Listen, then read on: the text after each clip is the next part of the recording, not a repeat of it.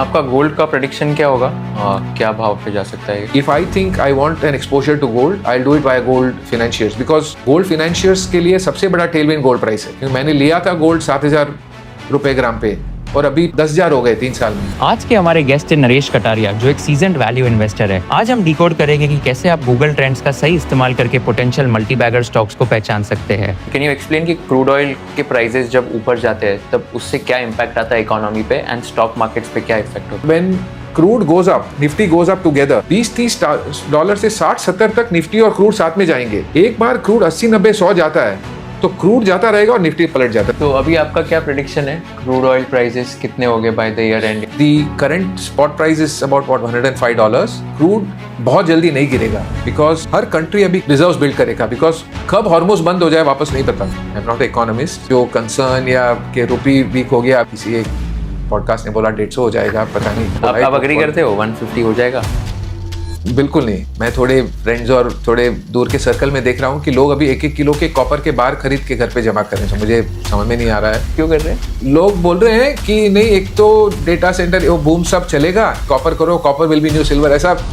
ऐसा होगा आपको लगता है? ना, बोथ आर वेरी डिफरेंट। तो अभी आप बोल रहे हो कि गोल्ड और सिल्वर का बेसिकली ट्रेंड्स भी कम है एंड अभी बेसिकली इसमें कोई ज्यादा फ्रेंजी नहीं है, फ्रेंजी नहीं और रैली भी नहीं होगा फिर इसमें अभी।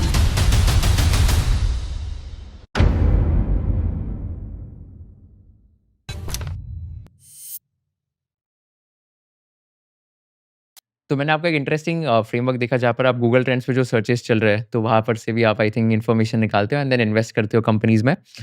For people who don't know about you, तो आप कैसे इंट्रोड्यूस करोगे आपको एंड आप अभी एग्जैक्टली करते क्या? तो मैं अभी एक फुल टाइम इन्वेस्टर हूँ।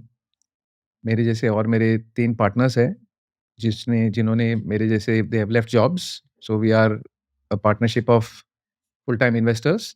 खुद का पैसा मैनेज करते हैं, थर्ड पार्टी मैनेज नहीं करते हैं, बट प्रॉपर सेटअप है, ऑफिस, ब्लूमबर्ग, एनालिस्ट जो भी चाहिए।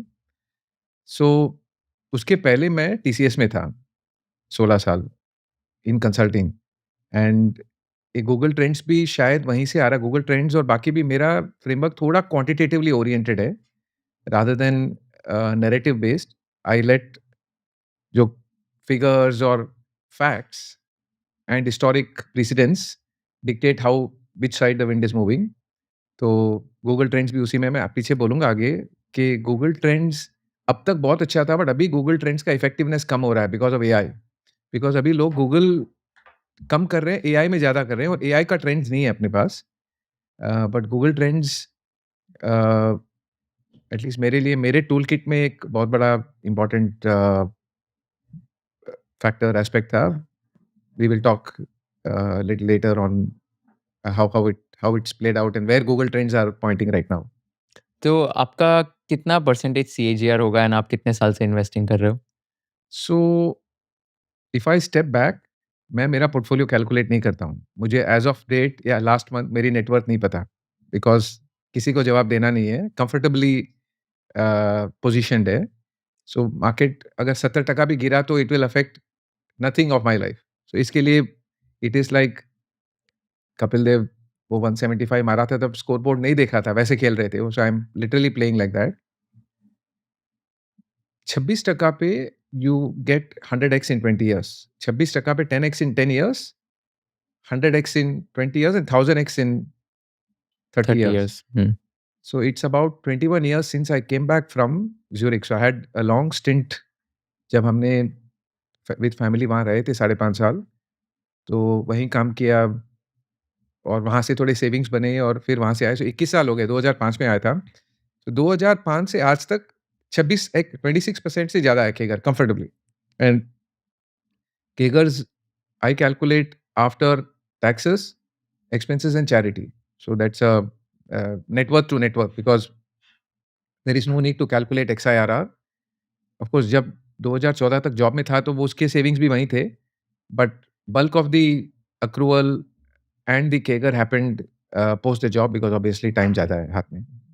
तो 21 इयर्स में आपका बेसिकली 26% से ज़्यादा का सीएजीआर। तो आई थिंक आप बेस्ट पर्सन हो हम सबको गाइड करने के लिए कि स्टॉक मार्केट्स में इन्वेस्ट कैसे करते हैं एंड स्टॉक मार्केट्स पे वेल्थ कैसे क्रिएट करते हैं। So let's spend some time on your framework and उसमें मेरे को क्यूरियोसिटी है कि मैं आपके रिसर्च डॉक्यूमेंट से पढ़ रहा था कि आप बेसिकली गूगल ट्रेंड्स पे आपने एक बार देखा था कि लोन ग्रोथ या लोन के बारे में कितने लोग सर्च कर रहे हैं एंड उस पे एक 6 मंथ का लीड गैप था जहाँ पर ओके लोन ग्रोथ अगर इतना होगा तो एचडीएफसी बैंक का जो आपने लोन ग्रोथ देखा था वो बेसिकली कोरिलेटेड थे। तो can you explain with some examples कि आप ये कैसे करते हो एंड इसका इंटरप्रिटेशन कैसा होता है to invest in companies that you identify? So एक तो पहले I think it is a very under appreciated tool google.com/trends। So Google trends में पूरे कोई भी टर्म कुशल लोढ़ा में सर्च करूँ, तो नंबर ऑफ सर्चेस नहीं आएँगे, बस 0 टू 100 स्केल पे ट्रेंड आएँगे।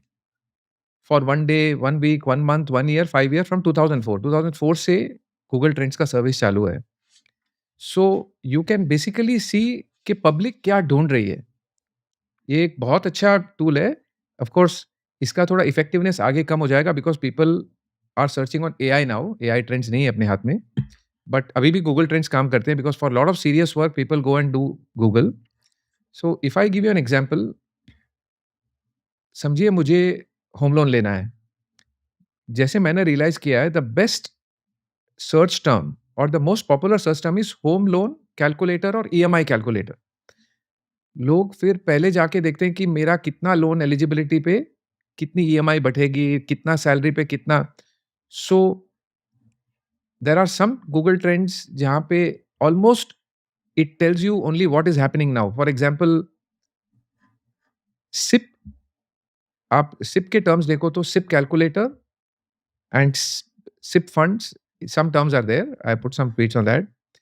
तो वो ऑलमोस्ट करंट है। So it gives you, people Google and maybe make the decision in some day. The longest lead time I found is in home loans. I think इस EMI calculator calculate करके 6 महीने बाद it starts reflecting in India's growth in home loan absolute growth. And for some it is 1 month, some it is 2 months. For example, for bike loans I found it is about 1 month. So bike loan, bike EMI are popular terms. car loan, car EMI का correlation car sale से बहुत अच्छा है। और I'll tell you the best proof that Google Trends works is in COVID. So COVID के best terms थे COVID test, COVID symptoms. COVID का अपना fear मार्च 20 से लेके बहुत दिन तक बहुत फियर था। The Google trends of COVID symptoms and COVID test started going up in Jan. It peaked exactly on 22nd March 2020 when the markets bottomed. And then it started falling. अपना fear बिल्कुल और ऊपर जा रहा था। March 3rd week 4th week में Google trends for covid symptoms peaked and उसके बाद हर week it was falling. Sometimes there were some small spikes up. So bottom line, I think it's a very, very good indicator of what consumers and mass people are thinking.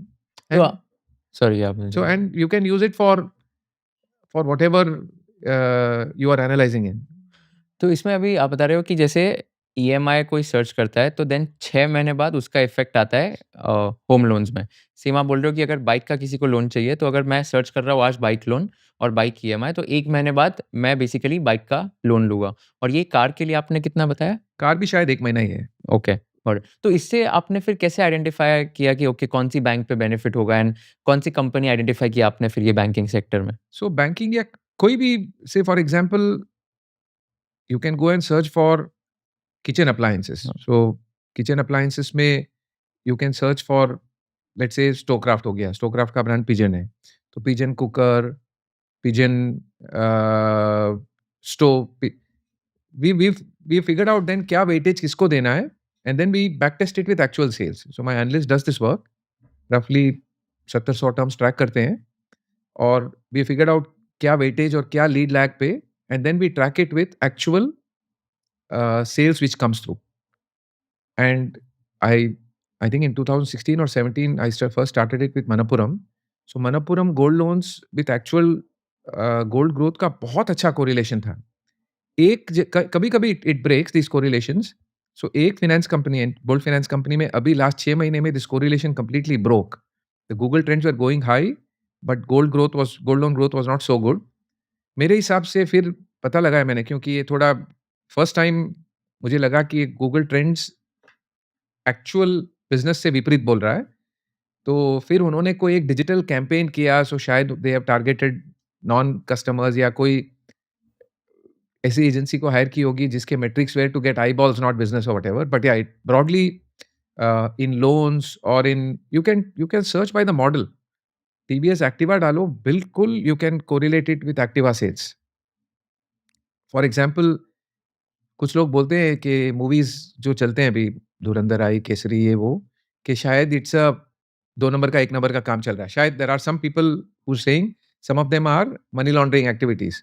You can search for Google Trends for all movies. They will Dhurandhar will spike and then peak and fall, and then you can compare it with Kesari. आप उसके पहले आप उरी का compare कर लो, you can figure out कि which one is real and which one is not. तो ये मैं समझा नहीं, तो कैसे फिगर आउट कर सकते हैं which one is real, which one is not? So for example, कोई मूवी है, so you can, the beauty of Google Trends is it doesn't give you absolute number of searches. Hmm, but it allows you to compare terms. So आप एक ही search में धुरंधर, उरी, केसरी सब डाल दो, hmm. तो then you can compare which one is higher and does it correlate with the actual numbers the producer is reporting. Okay. Broadly होता है। So yeah Google trends works very very well hmm, in things which consumers search. So you can search for example jewellers है, jewellers के trends डाल दो आप and search apply कर लो। I am not putting it on tweets too often because वो थोड़ा recommendation जैसे हो जाएगा, but the correlation between Google trends to actual sales for Titan और कल्याण और Thangamayil are very very tight. So you can hmm. Actually broadly say which way the wind is blowing for the business. सो 2026 में आपको क्या लग रहा है, कौन से ट्रेंड्स हैं जो बहुत लोग कर रहे हैं सर्च, एंड कौन से सेक्टर्स में या कौन से कंपनीज़ हैं जिनको बेनिफिट हो सकता है? So एक चीज which was surprising to me is watches are still holding very well.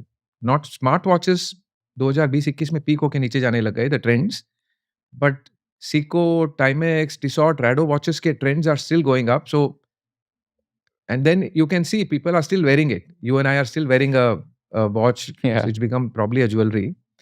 So watches are doing well. The Google trends for the weight loss drugs is very good. And there, I think we can talk on second order impacts. How do we play?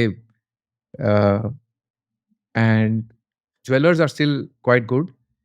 Very important one can see is how did Google trends play out for gold and silver. So gold silver के 3 terms है, gold coin, gold bar, gold ETF.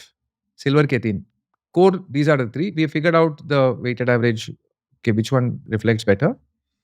सो आगे बात करेंगे if you are interested on gold. So the gold bull market जो चालू है अभी, और चालू था मेरे हिसाब से चालू है, रफली $4,000 फ्रॉम अर्ली 2025 से $5,500 गया था। Bulk of that you can explain by the Google trends for gold ETF.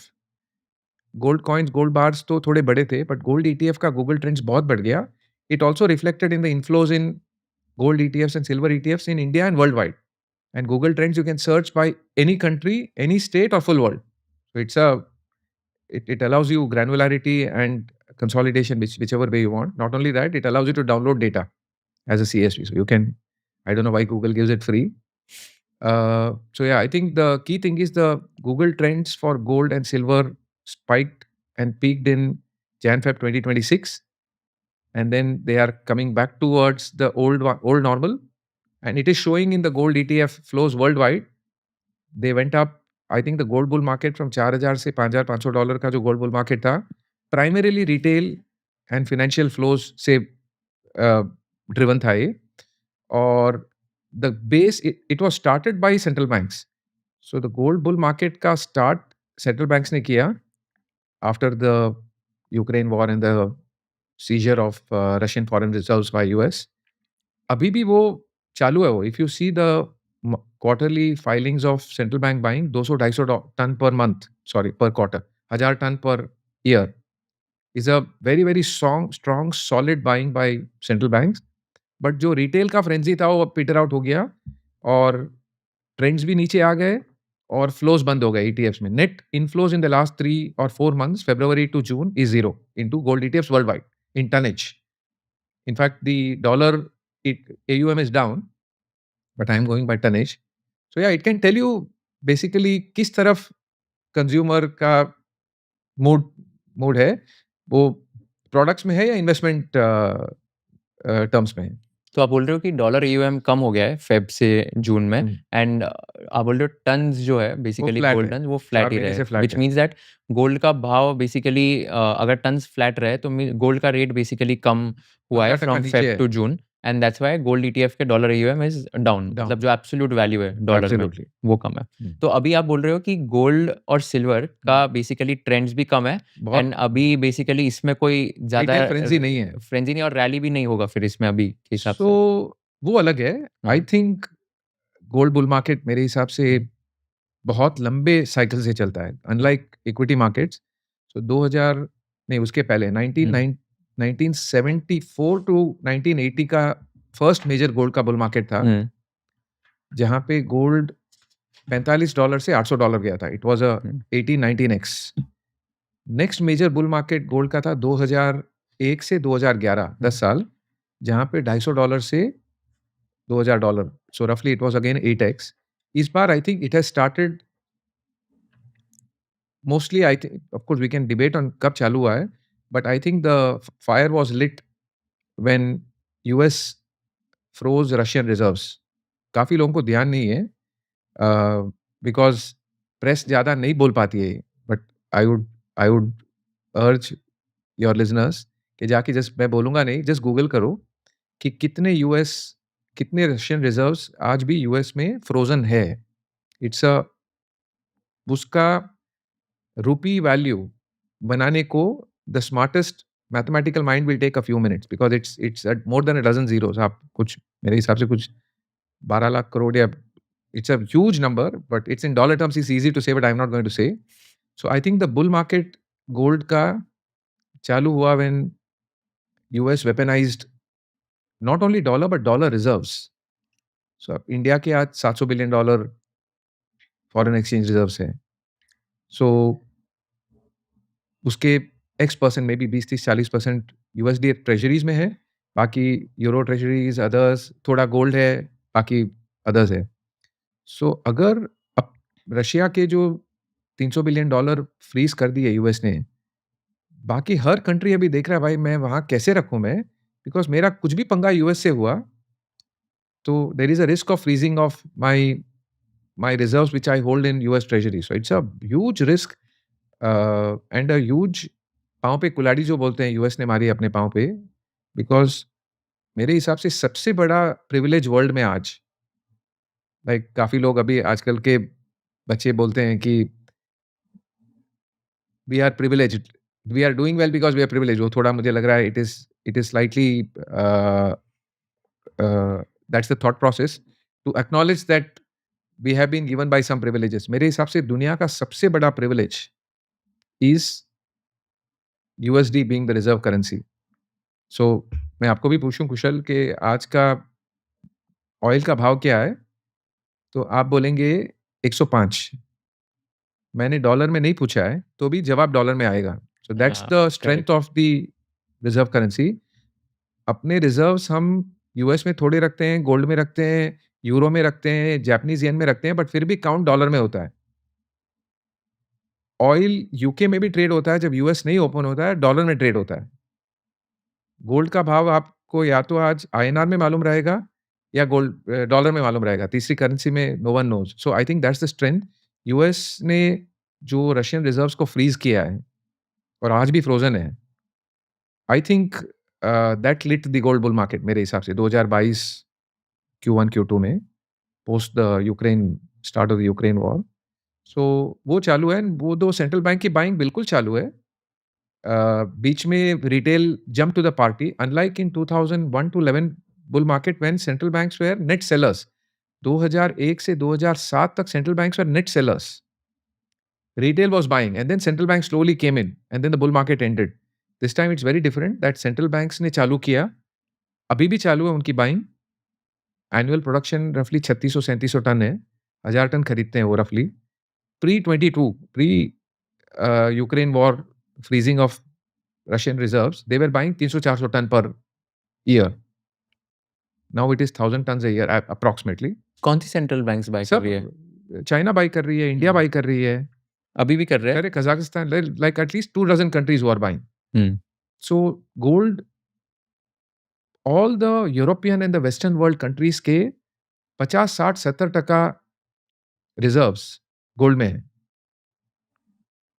जो ईस्टर्न साइड में है, इमर्जिंग कंट्रीज है, उनके आज भी सिंगल डिजिट या लो डबल डिजिट पे है। So they are trying to build in. इसका मतलब क्या होता है कि जैसे कंट्री के पास कोई भी अगर सरप्लस अमाउंट है तो बेसिकली आप बोल रहे हो वो उन्होंने गोल्ड खरीदा है उतने अमाउंट का एंड 60-70% आप बोल रहे हो कि वो अमाउंट गोल्ड में वो उन्होंने हिस्टोरिकली invest रहा है, हुआ नहीं है। किया। अच्छा, लाइक फॉर एग्जांपल जर्मनी के पास 3000 टन से ज्यादा गोल्ड है। हम्म, इंडिया ने लास्ट 4-5-6 साल से कंटिन्यूअसली बाई किया है, आज भी 900 टन ही है अपने पास। चाइना पास 3000 टन है, यूएस पास 8100 टन है।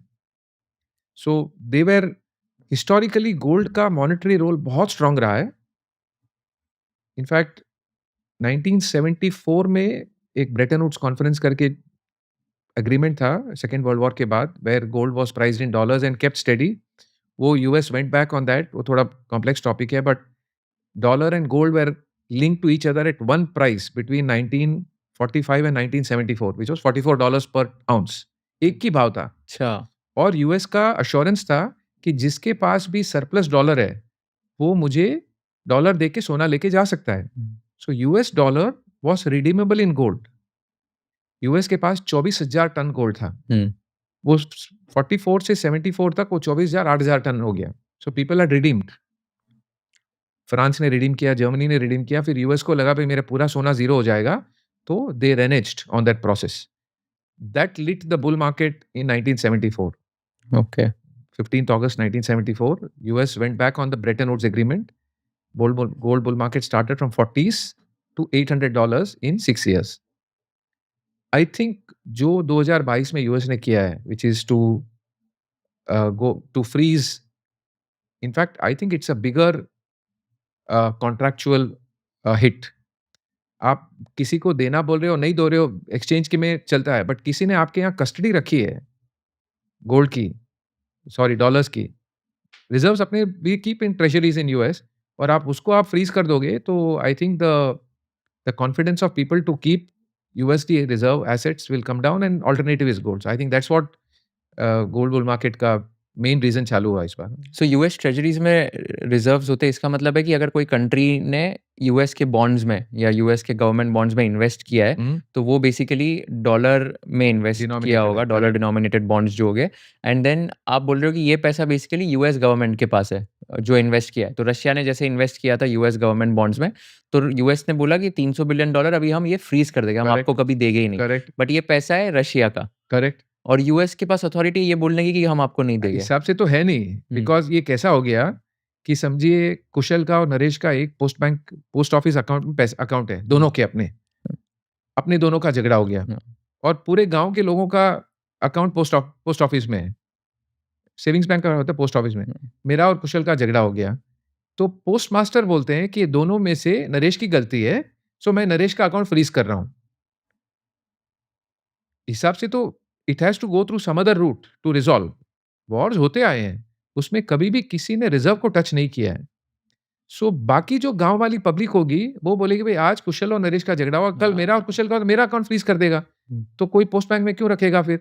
Then they will go to other alternative, which is what now world central banks are doing. बोल कोई नहीं रहा है, बोल भी नहीं सकते हैं, बट यू कैन जज by their actions that there is a inflection of gold buying just after 2022. So if you see here, the average gold buying from 2010 to 19 is about 500 tons. Okay. And 22, 23, 24 में 1000 ton के ऊपर है। अच्छा, ये हर साल का central bank buying है ये। अच्छा, ये पूरे all over the world, all central banks combined net buying. कुछ लोग बेच भी रहे हैं, समझ गया। कुछ लोग खरीद रहे हैं, ये नेट बाइंग है। 2001 से 2007 तक नेट सेलिंग थी।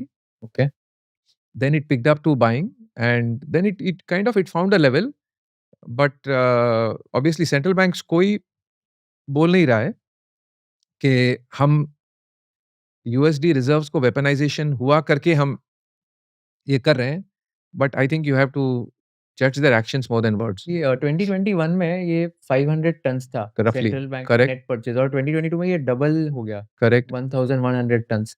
तो ये साल में क्या हुआ था exactly? Which is what I was telling कि जो यूक्रेन वॉर के बाद जो वेपनाइजेशन हुआ, okay. वो वो दैट हैपेंड इन हाँ, एग्ज़ैक्टली दैट। correct. सो तभी वो war situation war and freezing of $300 billion of Russian assets, Okay. Russian treasuries, समझ गया। और ये 2025 और वो 2026 भी में अभी रफली 1000 टन पे चल रहा है। सिमिलर। क्योंकि 3600-3700 टन ही प्रोडक्शन है वर्ल्ड गोल्ड का। सो धीरे-धीरे एक्यूमुलेट कर सकते हैं और आप एक साथ करोगे। In fact I will tell you one more very interesting thing which is going on. Again you can Google. France ने रिसेंटली रफली 100 change tons of gold US में बेचा, उतना का उतना यूरोप में खरीदा। फ्रांस सेंट्रल बैंक फ्रांस ने 100 टन यूएस में बेचा। 100 plus 160 tons I think 160 ton US में बेचा बेचा। और यूरोप से खरीदा। यूरोप उतना का उतना Same. Ton same day next day Europe में खरीदा। अगेन डॉट्स कोई कनेक्ट नहीं करेगा। इनफैक्ट आप गूगल कर लेना, it will tell France booked a lot of capital gain because वो फ्रांस का सोना वहाँ पे कम दाम का खरीदा हुआ रखा हुआ था। तो उसने मार्केट रेट पे बेचा जो आज $4600 है। तो there is a book profit. फिर वो पैसा पूरा यूज़ करके उन्होंने यूरोप में उतना का उतना सोना खरीदा, करीब-करीब वही भाव पे। No one is trying to connect जो पहले बहुत सारा सोना यूएस का, इवन जर्मनी का अभी-अभी भी it has been flown, even India का सोना has been flown back to India. If you Google India अभी 2025 में 100 टन सोना बाहर से इंडिया लेके आए, हेडलाइन आया हुआ था कि we have got 1 lakh kilos which is 100 tons of gold in custody outside to RBI vaults. I am reasonably sure France ने बोला है कि मुझे हमारा सोना दो, मेरे पास आपका कस्टडी पड़ा है यूएस में। शायद नहीं दिया होगा, तो उसने फिर पेपर गोल्ड अपनी डीपी रिसीट बेची यूएस में, वो डॉलर रिपैट्रिएट किए यूरोप में और वहाँ से फिर सोना खरीदा। सो देयर इज़ आल्सो ये जो सेंट्रल बैंक बाइंग हो रही है, उसके अलावा there is a move by central banks to get gold back on its vaults. हुँ। बैंक ऑफ इंग्लैंड के पास 5000 टन सोना वर्ल्ड का कस्टडी में आज। 5000 हाँ, बैंक ऑफ इंग्लैंड के पास खुद का सोना 300 टन है। बहुत सारा सोना था, उन्होंने बहुत सारा बेच दिया था। बट आज इंक्लूडिंग इंडिया का, सो फॉर एग्जांपल 1990s में इंडिया ने प्लेज किया था गोल्ड, शायद आप किंडरगार्टन में थे या नसीब बॉर्न भी नहीं हुआ। कौन है। सो 91 में India pledged 100 change tons of gold, literally plane में फ्लाई किया। यूके बैंक ऑफ इंग्लैंड में उसको कस्टडी रखा, डीपी डीमैटेरियलाइज़ किया और वो रिसीट से कमर्शियली डॉलर्स बोरो किए। तो that's how people keep custody. Like समझिए इंडिया के पास सोना है, बैंक ऑफ इंग्लैंड आरबीआई के पास, और अपने को डॉलर्स चाहिए। अपनी कस्टडी पे कोई नहीं देगा because if you default on something then why will you leave? So they will say that you deposit it in Bank of England और Bank of New York, federal bank of New York, उसकी custody दो, उस पे मैं lien mark करके तुमको दूँगा। ये नॉर्मल बैंक गोल्ड फाइनेंसिंग का नॉर्म है। सो बट या France had to sell paper gold in US, get the money into Europe, and then buy the gold and put it into the vault. So anyway, it's a Yeah. bottom line। बहुत सारे मैंने थोड़े दूसरे भी presentations वगैरह में बात किया है और लोगों से पूछा है, काफ़ी लोग गोल्ड पे इन्वेस्टेड है। अगर ये जो सेंट्रल बैंक बाइंग का रैशनल अगर किसी ने एनालाइज़ नहीं किया है, तो I will submit that they are mostly price chasers, कि भाव बढ़ रहा है करके they have got into the asset. क्योंकि of course gold is a solid asset. Thousands of years से gold has been money, right from Mughals and British era, और उसके पहले अपने राजा के टाइम सोने चांदी was gold, was money. But gold can be sideways for a long time. For example 2011 में gold $1900 था और 2016 या 17 में $1100-1200 आया। सो 2011 का पीक वापस 2021 या 22 में it took off in dollar terms. Rupee terms में it took less time because rupee depreciates versus dollar, but you can have a 10 year bear market. 1980 में गोल्ड वाज़ $800, 2000 में gold was $250। So it depreciated 60-65% in 20 years. So gold is always a good asset to buy, is also not good. I think you need to be in the asset when there are tailwinds. Gold के tailwinds है अभी, but I think we'll have to analyze.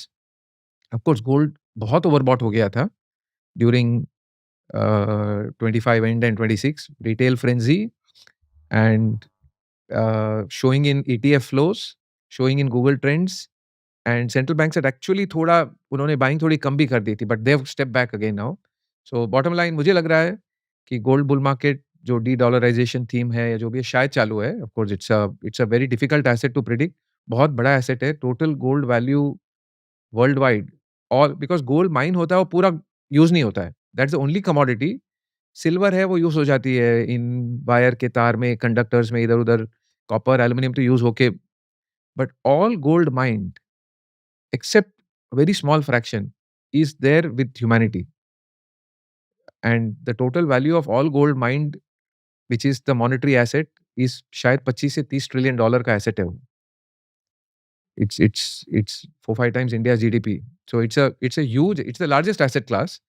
Of course US equities and US bonds are bigger asset classes. Commodities में largest asset class is gold. So बहुत difficult asset है to predict, but you go with the broad, I would say, trends or themes or drivers, and मुझे लग रहा है central banks are major drivers. So I think the bull market is on. आपका gold का prediction क्या होगा? क्या भाव पे जा सकता है ये? So it is difficult to say. Gold जैसे मैंने अभी बताया बहुत मुश्किल है to tell. But what I sort of would- number you think? I would think क्या we have to be at least on investments. कुशल मैं directionally सही रहना चाहता हूँ. The amplitude of the move, I don't want to apply too much mind. I want to be directionally right and let the market do the nice things it does. So see, it can't be like silver in 70s where it was a 50 or a 30x move, because already बहुत बड़ा asset class हो गया है. 25 trillion 30 trillion dollar का asset है. So it can never get a 10x move like it happened in 2000 to 2011 where it was I think a 8-9x move. But more than the large move, I think it's a very good diversifier. It's a good way to anchor your portfolio. Like ship में जो ballast होती है, it slows down the ship, but it prevents the ship from toppling. So नीचे ship के एकदम नीचे ballast के bars डालते हैं to bring the center of gravity down. That's what holds the ship. जब खाली ship होती है, भरी हुई ship तो एकदम steady रहती है, but जब ship से तेल निकाल लो, तो effectively it will just float up and then on the slightest thing it can turn over. So जो ballast डालते हैं, it keeps the center of gravity down. And I think gold का portfolio में ये है. Yeah. जब थोड़ी tailwinds और drivers अच्छे हैं, तो मैं थोड़ा allocation ज़्यादा रख लेता हूँ. And नहीं है तो एकदम कम कर देते हैं. But yeah, that's how I would like to approach gold. आपका पर्सनल एसेट एलोकेशन कितना होगा गोल्ड में अभी? कितना परसेंटेज? So जैसे मैंने बोला, मुझे as of now I neither know my net worth, but I would Yeah, think but- broadly शायद 3-4% हो सकता है, 3 से 5. But there is also a very nice way to play gold in India via gold financiers. So मतलब- बाकी किसी country में public के पास इतना सोना नहीं है. वर्ल्ड का 20-25% सोना इंडियन पब्लिक के पास है, ऑल गोल्ड माइंड. सो जैसे मैंने बोला, आई थिंक इंडिया के पास रफली 25,000 से 30,000 टन सोना है. It is 3 times US Fed reserve and it is 30 times what RBI holds. RBI के पास 900 टन है, पब्लिक के पास 25-30,000 टन सोना है, शायद ज़्यादा भी है, बिकॉज अपने पास एफिनिटी रही है. So this is the only country where almost the entire GDP is equal to the amount of gold held by public. और किसी कंट्री पास नहीं है. तो इंडिया पास गोल्ड रफली 3-4 ट्रिलियन डॉलर का गोल्ड है विद पब्लिक, एंड अपनी GDP इन दैट रेंज है, ballpark. So gold financiers is one asset class which is unique to India, because public के पास गोल्ड है. यूरोप में जाओ तो पब्लिक पास गोल्ड नहीं है, तो वो कहाँ प्लेज करके रेस करेगी. सो इंडिया का last most recent credit growth system wide I think 13-14-15% है. It bottomed at 11%. The gold credit growth of the last 1 year is about 100%. So पहले थोड़े RBI के restrictions थे, फिर बीच में 1-2 को बैन कर दिया, एक फाइनेंशियर को बैन कर दिया, फिर कुछ रूल्स आ गए. सो एंड यूज का रूल्स थोड़े आने लग गए. बट अभी RBI ने बहुत अच्छे I would say pragmatic rules बना दिए हैं, staggered LTV based on 2.5 lakh 5 lakh के अबाव के. So they have different rules for different slabs of gold loans. और पब्लिक के पास सोना बहुत है, और बैंक्स के थोड़े रिस्क टेकिंग एबिलिटी और शायद उन्होंने पर्सनल लोन सब शायद कम कर दिया है। गोल्ड पे कोई इफेक्टिवली रिस्क नहीं है because RBI allows maximum 85% LTV, वो भी 30 डे एवरेज का LTV. So unless gold falls 15, 20, 30%, you can not lose principal for a NBFC. So बहुत कम क्रेडिट कॉस्ट होती है। सो आई थिंक एनबीएफसीज में be one more play to play which I like to play. And जैसे अभी अपने PM sir ने बोला था कि let's go slow on gold. If I think I want an exposure to gold, I'll do it via gold financiers because gold financiers के लिए सबसे बड़ा टेलविंड गोल्ड प्राइस है। बिकॉज जब गोल्ड प्राइस बढ़ता है तो दो तीन चीज होती है। एक तो उनके ऑक्शंस क्रेडिट कॉस्ट करीब करीब जीरो हो जाते हैं because who will let the gold kind of surrender and get auction. क्योंकि मैंने लिया था गोल्ड 7,000 रुपए ग्राम पे और अभी 15,000 है, तो ब्याज मिला के भी 10,000 हो गए 3 साल में। तो I would want my gold to be taken back and not let it auction. So gold बढ़ता है तो एक तो क्रेडिट कॉस्ट कम हो जाते हैं और ऑपरेटिंग लीवरेज मिल जाता है। So the gold growth loan growth is good and gold loan is a very very difficult loan to handle for a lender. Unlike आप एमएफआई हो गया या कार लोन हो गया। अभी कार लोन हो गया तो आपके पास कार नहीं है आपकी, एमएफआई माइक्रो माइक्रो फाइनेंस है, छोटे छोटे लोन्स छोटे लोन्स हैं, या बाइक लोन हो गए या कार लोन हो गए, ट्रक लोन हो गया। वो भी करीब करीब एंड यूजर को देते हो, बट वो ट्रक आपके घर पे नहीं रहती है, बैंक के पास पूरे उसके पेपर्स ही होते हैं। So it's very easy to handle. But when you give loan on gold you have to take custody of gold and then keep safe custody in your lockers. वो भी इजी है, but अगर समझिए एक branch का 10-15 करोड़ का gold book है तो उसके पास 10 किलो सोना है छोटे छोटे, और रोज के अगर 20 कस्टमर्स फ्रेश लोन्स ले रहे हैं, 10 टॉपअप कर रहे हैं और 20 पार्ट रिडीम कर रहे हैं, you have to go so many times to the vault and manage all these inventory. So काफी कॉम्प्लेक्स बिजनेस है। If you go to some of the gold financiers, उन्होंने वॉल्ट के अंदर वॉल्ट बनाई है ताकि they don't expose the entire vault. Let's say एक customer का रिडीम करना है तो they have put a major vault, उसमें छोटे छोटे वॉल्ट बनाए सो दैट 2 लेवल पे खुलेगा वो। इवन बर्गलरी हुई तो you can't empty out whole vault for example. So I think bottom line, मुझे as of now I think gold से ज्यादा, बिकॉज गोल्ड में भी कंसोलिडेटिंग, लाइक 2022 में भी जब वॉर चालू हुआ था और ये सेंट्रल बैंक की पिकअप हुई थी, गोल्ड एक्चुअली फेल बिकॉज आज there is a scramble for dollars, scramble for liquidity. Like India which is been central bank buying gold and public buying gold, और अपने पीएम बोल रहे हैं कि सोना अभी थोड़ा मत खरीदो। किसके लिए बोल रहे हैं? कि डॉलर को कंजर्व करो। नहीं बोल रहे हैं, बट बॉटम लाइन यही है। So dollar is king unfortunately और fortunately. So there is scramble for liquidity and gold is rightfully consolidating. 2022 में भी with all of these geopolitical tailwinds it actually corrected a bit till August September and then took off. So शायद gold is consolidating, but for a investor like me, शायद gold financiers में भी a better play. तो कौन से players है gold financiers में? Gold financiers में बहुत है। इनफैक्ट आजकल बैंक्स बहुत एक्टिव हो गए हैं। You can again search Google trends, you can find some of the PSU banks, Canara bank gold loan, state bank gold loan, the trends are very good for example. But India में specialised gold NBFCs है, जैसे not a recommendation. Finance and Muthoot हो गया, मनप्पुरम हो गया, एक fade फीना करके है जिसका मोर देन 50% गोल्ड बुक है, आईएफएल फाइनेंस है जिसका मोर देन 50% गोल्ड बुक है। So there Capri hai. So there are several which are not investment recommendations. Yeah, It's just an asset class I'm telling.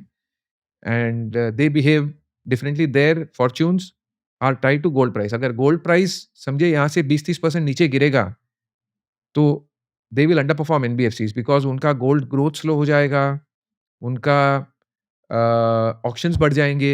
In fact, it will be a case study if someone wants to study. 2015-16 में something like this happened कि gold financiers के auction losses बहुत हो गए थे।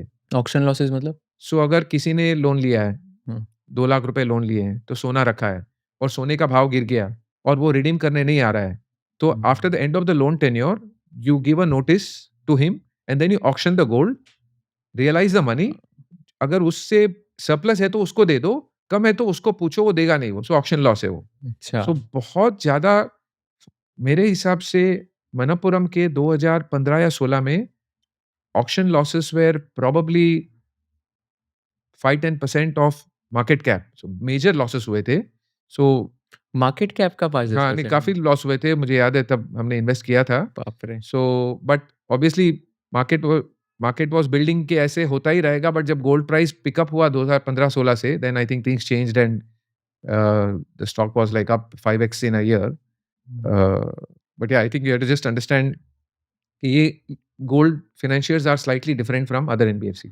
तो अभी आपका थीसिस अगर मैं समराइज करूँ तो सेंट्रल बैंक्स बाइंग हो रहा है एंड देन आप बेसिकली बोल रहे हो gold is going to be you are bullish on gold basically from these levels constructive, and या इसके वजह से गोल्ड फाइनेंसियर्स जो प्लेयर्स है ये सब जो कंपनीज आपने बोले ऑफकोर्स जो गोल्ड लेंडिंग में है उन पे भी बेनिफिट होगा बिकॉज गोल्ड के प्राइजेस बढ़ जाएंगे so these would be like the indirect beneficiaries of True. The price surge in the gold prices True. So is this called as the second order effect ये थोड़ा आई would से 1.5 order, because ये बिल्कुल अच्छा, मालूम है। सेकंड ऑर्डर पे थोड़ा दिमाग को ज़्यादा कसना पड़ता है। तो क्या होगा इसमें सेकंड ऑर्डर इसमें तो इसमें सो एक हमने टेस्ट किया। I also test like quant based work. So जब गोल्ड के भाव बढ़ते हैं इंडिया में, तो it has a wealth effect on people. They feel richer, so they spend. There is one small benefit, like US के stock market बढ़ रहा है, तो there is a wealth effect. वहाँ के Ferraris and Porsches will all sell more because people have made a lot of money. But second order usually इतना apparent नहीं होता है। ये ब्रॉडली मार्केट को मालूम है ये कि जब गोल्ड ऊपर जाता है, in fact if you plot gold chart to gold financial chart, the correlation will be reasonably good. So I think it's well discovered by market. But जब कोई नई चीज होती है, that's when second order I think is a little more interesting intellectually to find and play. So बहुत होते हैं। Of course even I have been able to discover very very few. But for example like अभी ये weight loss drugs बहुत चल रहे हैं। I am told that I think 25 million US households are on GLP-1। What is GLP-1 जो अभी वो सेमीग्लूटाइड या जो वेट लॉस ड्रग्स है, मुझे थोड़ा वो पागलपंती दिखती है, but there could be an opportunity. So मैंने ऑफ कोर्स टेस्ट किया इसको via Claude and chat GPT to play and also to do my own analysis कि कितना डिमांड आ सकता है। So I think worldwide the demand for new apparel and new cotton could probably be additional 2% लग रहा है, क्योंकि 25 million लोग are going to refresh their entire wardrobe, and I'm assuming they'll buy 20, 30, 40 garments, and so whatever you can figure out. But I think more, so this is probably just going to move the needle. But for example, second order में जो what I could play very nicely in the last few years is the Ukraine war. एक एक pipeline हुआ करती थी, North Stream pipeline, between Russia and Europe. काफ़ी कुछ crude used to flow, crude and petro products used to flow via the pipeline from Russia to Europe में काफ़ी countries में ब्रांच होके जाती थी। और 2022 में जैसे अपने धुरंधर में unknown man keep doing some interesting things in Pakistan, किसी अननोन ग्रुप ने वो पाइपलाइन को उड़ा दी अंडर सी पाइपलाइन थी वो। So it got blasted off and even now it is blasted off, it is not in in use. So उसका क्या काम हुआ कि इट हैड टू देन जो एक तो रशिया पे सैंक्शंस थे ही थे, still Europe was buying gas and crude from Russia because जरूरत थी। बट अभी पाइपलाइन ही उड़ गई, तो there was no way to get oil and gas. So Russia started then and India and China stepped up to buy. India के you should have observed 22, 23, 24 फिर till these sanctions came and अभी जो पागलपंती चल रही है, Russia से अपने oil imports बहुत ज़्यादा हो गए थे। सो और रशिया से जो ऑयल आना है वो उनके black sea ports, then it comes through Mediterranean, Suez, right till east और west coast and then China all the more. So it was a huge work around. So the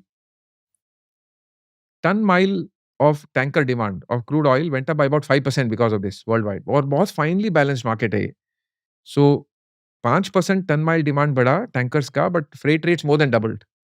और obviously we have India में भी there's a very well managed or a large company, Great Eastern Shipping. Of course it's all played out. अभी इसका सब play out हो गया, उसके earnings आ गए and the share price is up 3-4x. So it is no way a fresh trigger. It is just playing out. But the stock is up 3-4x because primarily because of this event, that the tanker rates went up because of this pipeline being burst. So bottom line, even हम office में या मैं मेरे analyst से मैं यही बात करता हूँ कि हर प्रॉब्लम में अपॉर्चुनिटी है. So that's I think the bigger picture question, कि कोई भी प्रॉब्लम कहीं भी हो रहा है, उसका corollary as an investing opportunity पक्की है कहीं ना कहीं. वेदर यूक्रेन वॉर हुई तो गोल्ड पे, गोल्ड से और कुछ खेल लो, पाइपलाइन ब्लास्ट हुई, इवन अभी अभी की जो वॉर चल रही है in middle east, there are opportunities for us. So इधर we can be diffident pessimistic in a way, अभी तो नहीं चलने वाला है दुनिया वगैरह, but there are specific pockets which work very well for some segments. For example, aluminum में भी तो Middle East is probably 9-10% of, or I think 9% of global aluminum. At least 18% of ex-China aluminum production. Because Middle East के पास power बहुत है. Aluminium के लिए आपको bauxite और पावर चाहिए. Nothing much. And of course, you need the anodes. Middle east के पास bauxite बहुत थोड़ा है. सो एल्यूमिना खरीद लेते हैं बाहर से, और पावर abundant है because they can generate power from oil. But because of this war and because of missiles hitting the power plants, gas plants and some smelters, काफ़ी smelters मिडल ईस्ट के बंद है. और एल्यूमिनियम स्मेल्टर्स को वापस चालू करने के लिए 4, 6, 8, 12 महीने it takes time, because it's not like a button. So Middle East का प्रोडक्शन बंद हो गया है, और आधा हो गया, बंद तो नहीं हुआ है. सो 8-9 मिलियन का आधा हो गया है. Half of it is offline, and it's already was a very finally balanced aluminium market. So copper middle east war के पहले $6.1-6.2 था, जो अभी भी उतना ही है. एंड एल्यूमिनियम वाज़ रफली $3,000 पर टन, जो आज $3,600 है. So of course this is also played out, market knows this. ये कोई ऐसा नया चीज़ नहीं बोल रहा हूँ. It is showing in aluminium companies. India के जो 3 major aluminium companies all are at all time high. So it is, market को पता है. बट जब वॉर चालू हुई थी फरवरी एंड में, तब से the shares have done very well. So bottom line, कभी कहीं पे कुछ प्रॉब्लम हो रहा है या कुछ इवेंट हो रहा है, तो एटलीस्ट हम सोचते हैं कि इसका बेनिफिशियरी कौन है. There are some segments which will be beneficiaries. या सो तो कौन से 3 कंपनीज़ है एल्यूमीनियम में जो इंडिया के of course not in investment recommendations. एक तो हिंडाल्को है, एक नाल्को है, और एक वेदांता है. बट वेदांता का जो अभी अभी जो वेदांता लिमिटेड लिस्टेड है as of now is the holdco for silver, lead and zinc. अभी क्योंकि उन्होंने डीमर्ज किया हुआ है, और 4 कंपनीज लिस्ट होनी है अभी. शेयर्स क्रेडिट डीमर्ज होके शेयर्स क्रेडिट हो गए, but they are not listed. They will list I think in June, and one of them will be Vedanta Aluminium. So Vedanta Limited के 5 कंपनीज हो जाएंगे. One will be Vedanta Limited, and then one will be Vedanta Aluminium, power, steel, oil and gas. So aluminium, Vedanta Aluminium Limited will become the pure play aluminum from the ex conglomerate of Vedanta Limited. Okay. जो अभी list होनी है, because demerger process चालू है, trading बंद हो गया है. So what is listed right now, aluminium is actually not traded right now. It is in the process of getting restarted. Got it. Let me take you back to this GLP-1 drug thing. तो इसमें लिखा है यहाँ पे GLP-1 treatments are projected to lead to an annual revenue reduction of $30 to $55 billion by 2034 for the food and beverage industry, with consumers taking in 21% fewer calories and spending 31% less on groceries. So तो कैसे ये भी because मुझे नहीं पता. I am not in favour of this drug. I would rather want to be fit myself. Of course कि GLP-1 मतलब Ozempic हाँ वही जैसे है हुआ ना? जो वेट लॉस, आई हाँ. थिंक मुझे लग रहा है वो भूख मार देती है. आई don't know what it does, but people consume less calories, so they lose weight. And US में कुछ फूड चेन्स ने बोला कि हमारा बिजनेस ऑलरेडी कम हो गया है, बिकॉज लोग स्नैकिंग और कम खा रहे हैं. अच्छा. तो मैं देख रहा हूँ ये तो प्ले आउट हो रहा है, बट मैं क्या करूँ. But India is self sufficient in yarn, rather surplus in yarn. So अगर लोगों ने वेट लूज किया है तो पुराने कपड़े क्यों पहनेंगे? They want to look better. वो थोड़ी टक मार के पहनेंगे. They have spent so much money on GLP-1, so नए कपड़े खरीदेंगे, पूरा वार्डरोब रिफ्रेश करेंगे. तो शायद there is an opportunity in. But मैंने देखा कि it's probably 1-2-2.5% of the total cotton market incremental है. बट फिर भी cotton is one where India is self sufficient. And अभी वो यूएस के ड्यूटीज वगैरह के प्रॉब्लम्स भी थोड़े सॉल्व हो गए. So I think this is one more small second order tailwind if one is looking at apparel, spinners, or in fact, a weak rupee is also a tailwind because they all export in euros or dollars. और ये बोल रहे हैं spending 31% less on groceries, तो मतलब ये लेने के बाद ग्रोसरीज के भी स्पेंड I कम know, हो but so with अभी भी हैरान हूं मैं, बट लग रहा है because this is from a good report जाए.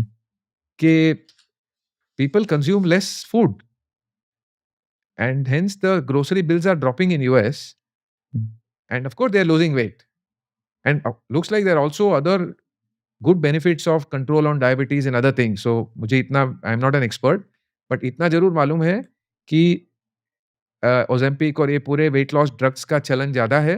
मोर and more people are taking और उनके जो पेटेंट्स ऑफ पेटेंट होते हैं तो दाम एकदम गिरते हैं और लोग लेंगे because it's a easy way. मेहनत करके वेट लॉस करना बहुत मुश्किल है और I think but I am just seeing are there second order impacts. एक तो एक सेकंड ऑर्डर इम्पैक्ट है फूड बिल कम हो रहा है यूएस में but I don't know how I will play that. But अगर अपैरल लोगों ने पूरा वार्डरोब रिफ्रेश किया तो शायद इंडिया में अपॉर्चुनिटी है. और इसका फर्स्ट ऑर्डर इफेक्ट क्या होगा? कौन से टाइप के कंपनीज को बेनिफिट होगा ये तो GLP? ऑलरेडी प्ले कर रहे हैं. There are API companies in hmm. India which are making all these molecules semaglutide जो भी बोलते हैं and there is also one company which does the fill finish जो वो इंजेक्शन पूरा जो ड्रग को डाल के इंजेक्शन बनाना सिंगल यूज इंजेक्शन. हाँ. There is one company which is a leader world wide और मे बी इन इंडिया. क्या नाम है कंपनी का? आई एम फार्मा में एक्सपर्ट नहीं हूँ. हाँ. Some people I know have played out. I think it is one source. I Okay. Am not an expert in pharma. मेरे पास नहीं है. But yeah, I think they're all doing well. So they are all direct ancillaries to what's going on. Got it. One more interesting case study I was reading on your Twitter was the LPSS discovery. This is for the power finance companies. And ये regulatory call आया था, एक government True. notification आया था, जिसके through आपने identify किया कि okay, power financing companies पे क्या impact होगा. For people who don't know LPSS discovery क्या है, LPSS का मतलब क्या है, and then कैसे इसका PFC, REC जैसे companies पे impact आया था. So इससे मैं थोड़ा एक स्टेप बैक और करूंगा मैं. काफी वी समटाइम्स स्क्रिप्ट ये गवर्नमेंट कुछ खास नहीं कर रही है. ये they are not able to handle. कोई हम मेरे दोस्त बोलते हैं गवर्नमेंट ने चाइना जैसे ऑयल रिजर्व्स क्यों बिल्ड नहीं किए. अरे भाई शायद बिल्ड किया होगा, नहीं बोल रहे हैं. We don't know. आज भी रिफाइनरीज पूरे 100% पे चल रही है. बट दिस इज अ बहुत बार बहुत सारे गवर्नमेंट्स ने डिस्कॉम्स को फिक्स करने को ट्राई किया. Discoms is a poster child for bad governance. सब लॉसेस पे हैं. Discoms are basically distribution companies. Genco power बनाती है हम्म. और डिस्कॉम्स डिस्ट्रीब्यूट करती है. Our bill is paid to discoms. But there is a political angle. So government को tariff raise नहीं करना है पावर बिल का यूजुअली. लाइक हमारे लाइक तमिलनाडु में भी तो डिस्कॉम्स लॉस में रहती है. फिर गवर्नमेंट उनको फंड करती है. फिर वो बोरो करते हैं पीएफसी आरईसी से. बट वो बोरो करती है, स्टेट गवर्नमेंट गारंटी करती है. But state government lot of state governments are themselves not very financially robust. So government ने बहुत सारा कोशिश किया. फिर ये एक ब्यूटीफुल रेगुलेशन निकाला LPSS, late payment and surcharge scheme.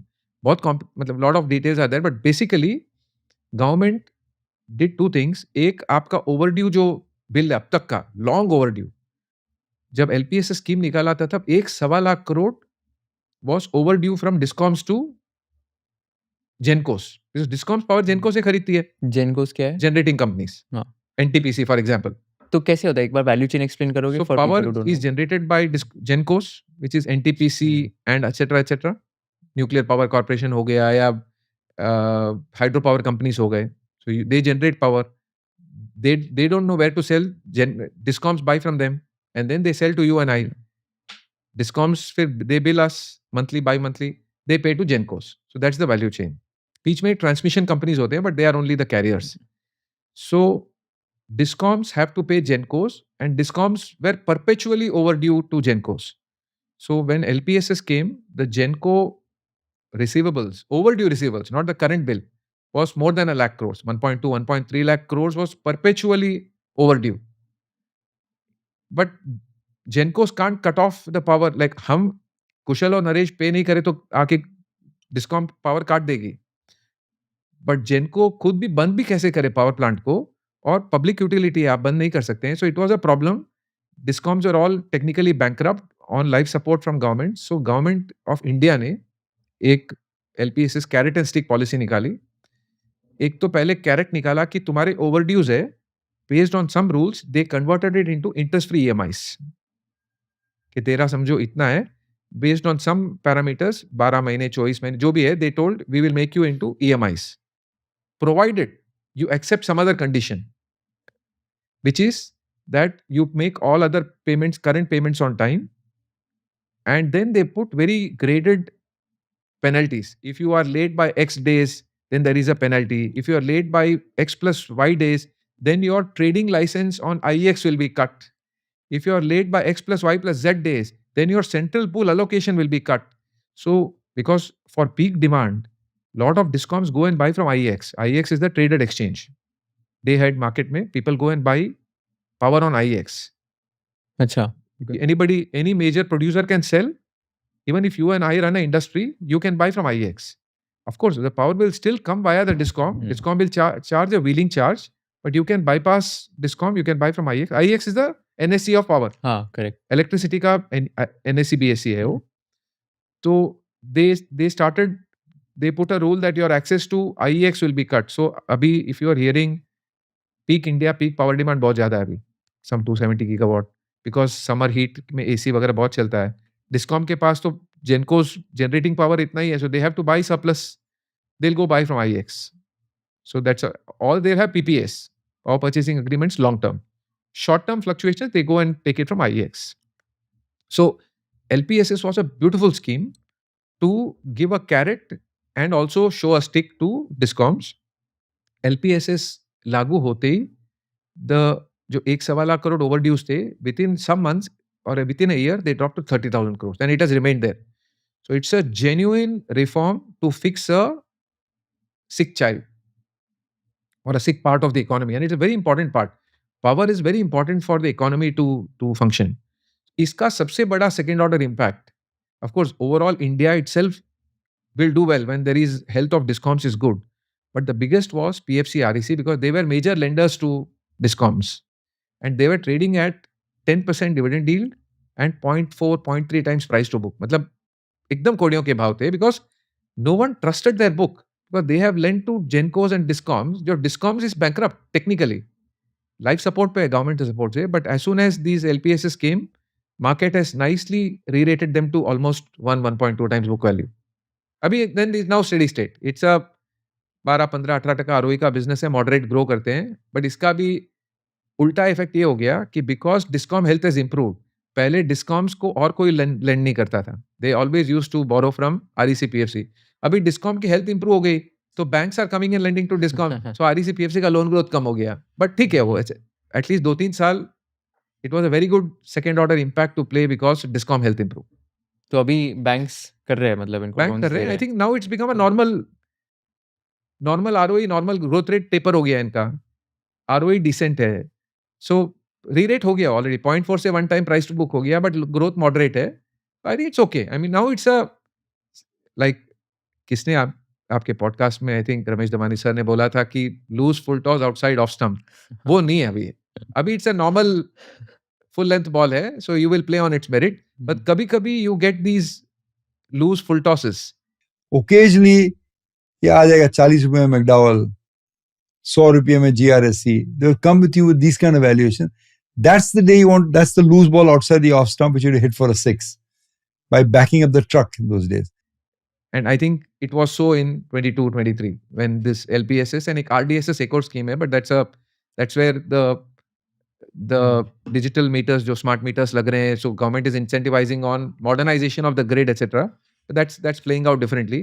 But I think the REC PFC were very direct beneficiaries of this LPSS scheme to fix discom health. It has played out, so it is no longer a theme. It is now business as usual. So where is the opportunity right now where you feel कि full toss आएगा outside the off So stump in India? So full toss पता नहीं है, खेलते वक्त भी शायद पता नहीं लगता है, बॉल देख के फिर मारने के बाद शायद पता लगता है. और जैसे there's a on the other side I did a podcast with Govind Ji Parekh, mentor and a very smart investor from Chennai. तो वो बोलते हैं मल्टी बैगर लेते वक्त नहीं पता चलता है, वो it plays out over a period of time. उसमें the biggest thing to look for I think is the one is risk reward and margin of safety. I think वो देख के as you are on the journey of that stock, some of them will end up to be multi-baggers, but risk reward कुछ कुछ जगह अच्छे हैं. For example, I mentioned rupees weekend and there is lot of furore on rupee weakness के लिए क्या होना चाहिए, but at least one clear beneficiaries will be exporters especially if the RM is India based, India sourced. Because let's say if your RM raw material is crude or plastic, which is itself price has doubled or not doubled, gone up 50-60%, then it's a different thing.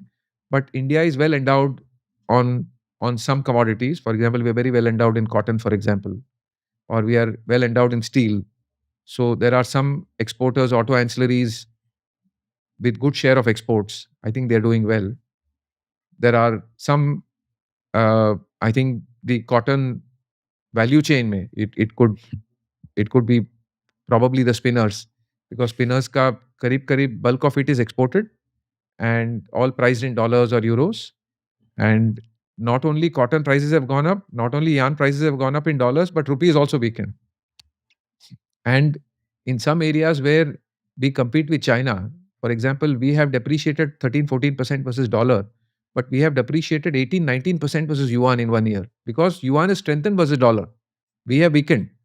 So our terms of trade, our competitive positioning versus China is quite good because of this depreciation. So जैसे मैंने बोला, हर जगह कहीं ना कहीं bull market है. For example, let's say there are some companies which have bulk of their equipment which is imported. Let's say cranes, the big crane rental companies, bulk of them are imported from Europe or from China. उसके crane के दाम even same price अगर euro yuan पे है तो भी 15-20% बढ़ गया उसका क्रेन का. अगर मैंने नया धंधा लगाया है तो मेरा रिप्लेसमेंट कॉस्ट बढ़ गया है.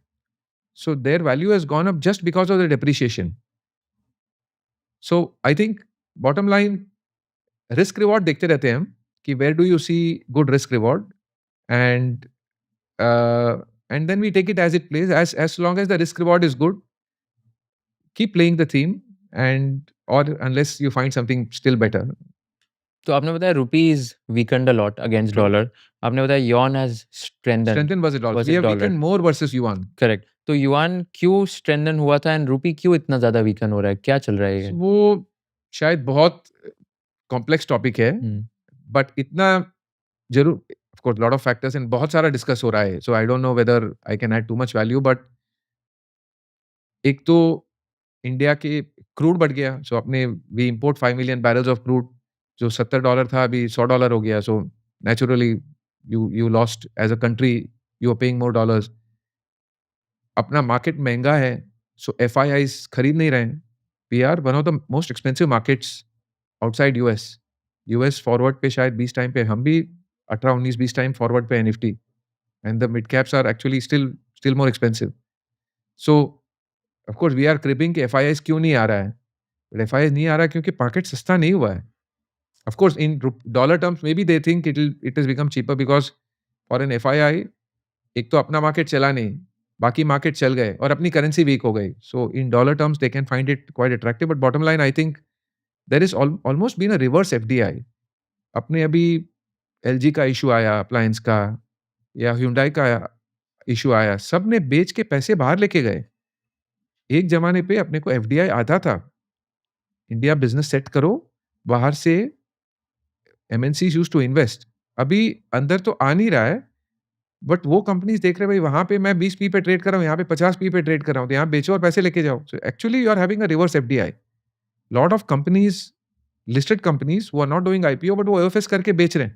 लाइक टाइमेक्स है, इट्स अ लिस्टेड कंपनी, जो वॉच वाली कंपनी, वो 2 बार प्रमोटर ने OFS किया, बेचा, क्योंकि वो शेयर प्राइस 4-5 गुना हो गया, कुछ 40-50p पे ट्रेड करा. Of course it's not a recommendation to buy और sell, may be it is doing very well. जैसे मैंने बोला, Google trends for watches is very good, but I think there is a combination of factors. But एक गीता गोपीनाथ जो renowned economist है, उनका article था ये हफ्ते शायद, और I also believe that the cure for a weak rupee is a weak rupee. मतलब अभी वीक रूपी है, वीक रूपी के कारण जो प्रॉब्लम्स है वो अपने आप सॉर्ट हो जाएंगे, होने चाहिए. फॉर एग्जाम्पल, रूपी वीक होते ही you see that I see a lot of, I work with a lot of data. I think as I told, मुझे मतलब more than narratives, so काफी data points देखते हैं. एक है कि the amount of foreign outbound air travel from India in the last 2-3 months is down double digit. 12-14% YOY नीचे है. आई एम रीजनेबली श्योर अपने सर्कल में देखा होगा कि बच्चे फॉरेन पढ़ना शायद इस साल कम जा रहे हैं बिकॉज डिप्रिशिएट हो गया, भाव बढ़ गए और सब इंपोर्टेड चीजें दाम बढ़ रहे हैं. So there will be a demand thing and exports बढ़ने को टाइम लगता है. रुपी जो वीक हुआ है, it is not like you and I going and buying a iPhone और एयरपॉड फ्रॉम अ स्टोर. रुपी जो वीक हुआ है, अपनी कॉम्पिटिटिव पोजिशनिंग वर्ल्ड में बढ़ी है, वो प्ले आउट होने के लिए it takes few quarters. I think it is but natural that weak rupee के कारण अपने एक्सपोर्ट्स बढ़ेंगे, इंपोर्ट्स कम होंगे, फॉरेन ट्रैवल कम होगा एंड होपफुली बाजार थोड़ा गिरे तो एफआईआईज भी आ जाएंगे बिकॉज जो इंडिया का जो रोबस्ट डोमेस्टिक फ्लोज है, may be that is not allowing FIIs to come in. Like Morgan Stanley के रिदम देसाई है जिनका there's a mathematical way to where he looks at it that there are only 3 major components of the stock market. एक तो foreign institutions, एक domestic institutions and retail and issuers. आज DII खरीद रहा है, issuers अभी नो IPO है, तो FII को बेचना ही पड़ेगा. मतलब वो मैथ है वो, क्योंकि पैसा it's the net sum is same. If one part of the market is continuously buying, which is the DIIs, then somebody has to sell. It's either FIIs or the issuers were selling via IPOs. IPOs थोड़े बंद हो गए. So yeah, I feel, I am not an economist. I do track, मैं interested हूँ economics में. I think थोड़ा जो ये फरोर या जो कंसर्न या कि रुपी वीक हो गया, अभी लोग 100 हो जाए, कुछ किसी एक पॉडकास्ट ने बोला 150 हो जाएगा, पता नहीं क्या what they were thinking. मेरा दोस्त ही है बाय द वे वो हाँ जिसने नहीं, बोला वो 150. I was trying to use आप अग्री करते हो 150 हो जाएगा? बिल्कुल नहीं. मतलब मैं I work on odds. Normally market में you risk reward is nothing but odds. What is the odds of something happening? Always we work on odds. At least I think in terms of odds. Risk reward क्या है, ये चीज होने के odds क्या है, और जो हाई ऑड्स है वो यू प्ले दैट, और वो नेगेटिव ऑड्स है तो यू अवॉइड दैट. मेरे हिसाब से ऑफ कोर्स उसने वेरी सून बोला था, जो whoever was the analyst. Jayant Mundra. तो Yeah. एक्चुअली क्या हुआ था कि उसने, मैं उसके साथ कॉल किया था कल, वो उसने सून बोला था, टाइम फ्रेम नहीं बोला था, बट मैं उसके साथ कॉल किया, ही वाज मीनिंग कि 5 साल के बाद उसको लगता है कि 150 नहीं, अभी होगा. वो शायद ठीक है. That's a very very good judicious use of the open ended statement. But 5 साल में भी बहुत होता है. 50% is like 6-7-8% CAGR weakening after this level. I think it's it will self correct. India is one perpetually a weakening currency, and I think it is अभी ये reverse FDI हो रहा है because FIIs बेच रहे हैं, फॉरेन इशूअर्स बेच रहे हैं, बट मार्केट अभी करेक्ट हो गया. शायद even for health of the economy शायद मार्केट नहीं बढ़ के यहीं रहे तो बेटर है, so that we don't have these problems of reverse FDI. But weakened rupee will lead to better exports over a period of time, and it happens, but it happens with a lag. मेरे हिसाब से it will play out. So yeah, second order impact could be, again as we discussed, on exporters where we are not dependent on foreign raw materials. Is one area where I think we have good opportunities. तो आपने एक बताया कि crude oil जो है वो भी उसके भी भाव बढ़ गए 70 से $100, $105 चला गया था, और जिसकी वजह से रुपी थोड़ा वीकन हो गया है. आपके पास एक इंटरेस्टिंग स्लाइड है, मैं आपके नोट्स पढ़ रहा था, तो इसमें आपने एक मेंशन किया है कि क्रूड ऑयल की प्राइजेस और मार्केट्स में कैसे इम्पैक्ट होगा. सो कैन यू एक्सप्लेन कि क्रूड ऑयल के प्राइजेस जब ऊपर जाते हैं तब उससे क्या इम्पैक्ट आता है इकोनॉमी पे, एंड स्टॉक मार्केट्स पे क्या इफेक्ट होता है? So again, we use most of the time we use the analytical framework to decide. So क्या होता है कि क्रूड ऊपर जाता है, till some level it doesn't hurt. Like for example, अगर क्रूड 30 का $60 होता है, 30 to 60, it has gone up 100%. It has happened in 2016 and 2020. Market actually go up that time. So crude dollar upar jana is not a problem. In fact, it is showing health of the economy. There is demand. But the problem comes when crude oil goes up and it cuts above 80, 85, $90. Jahan pe it starts hurting inflation, starts hurting demand, starts hurting foreign exchange. So this is just some 2005 से 26, so roughly 20 साल का back test किया हुआ है, that when crude is up 30% and above 85, the two conditions. Crude is only above 85 doesn't satisfy. Crude is only up 30% doesn't satisfy. But when crude is up and up 30% means gone up and is at above a risk level, the metrics is how the market has performed. But crude is up 30% over what time frame? From 52-week low. Achha, From 52-week low and is above $85 absolute value. Okay. This has happened on 129 days in the last 21 years. And this is the return matrix. For example, 6-month Nifty was minus 16% and 1 year Nifty is minus 11%. The figures in brackets are the win rates. It means how many times you made positive returns. So win rates are quite low, as you can see. In fact, Nifty small cap 1 year is down minus 27 with under 1% win rate. It means you almost always lose money. So bottom line, I think crude hurts, but there's one more angle to this, which is valuations. That crude is a good predictor of pain, but low valuation is a good predictor of gains. And apne valuations thode on a recent look back period kam ho gaye. So we have a proprietary way to look at valuations. We have a combined 4-year look back percentile of where we are based on PE and PB, forward PE and PB. It's slightly complex, but because both dono combined give you better results. PB works better on asset heavy businesses. PE works better on asset light growth businesses. So when we combine for Nifty, we are below 50th percentile. So we are not very expensive on valuations. And valuations is one of the best predictor of future returns. In fact, people get excited at exactly the wrong time when markets do very well, like it did in 24. Valuations are at the higher range. Percentile बोलो, range बोलो, historic norm से काफी महंगे थे 2024 में during Jan to सितंबर 24. It is almost setting up for very weak returns in the coming few years. In fact US market का data काफी अच्छा और 60-70-80 साल का क्लीन डेटा अवेलेबल है S&P 500 का. So if you plot starting PE to future 1-year return, so future 5 and future 10-year return. 1 year is pretty random, 7% correlation. But if you plot current PE to future 10-year returns, the correlation, inverse correlation is with the R square, jo correlation was 85%. We are one of that episodes right now where the valuations are very high. So high valuations almost guaranteed to have weak longer term returns. Near term, we never know. But India में crude gives you near term returns are bad. So we have a confluence of two things, Kushal. एक तो अपना crude के कारण headwinds है, but valuations थोड़े सस्ते हो गए. So वो थोड़ा tailwind है. That's why we are kind of muddling along. We are neither falling too much, not going up too much, because these two opposing forces are at play.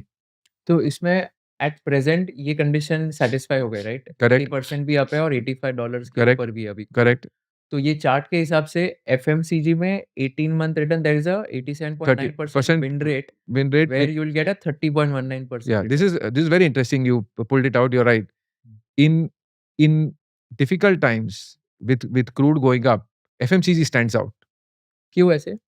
I think it's historical. Maybe because वो demand affect नहीं होता है, staples है, and वो anyway low growth रहते हैं और moderate growth और steady growth रहते हैं. जो जिसको paste, साबुन, तेल लेना वो लेने वाला ही है. It is the luxuries, the discretionaries which will be affected.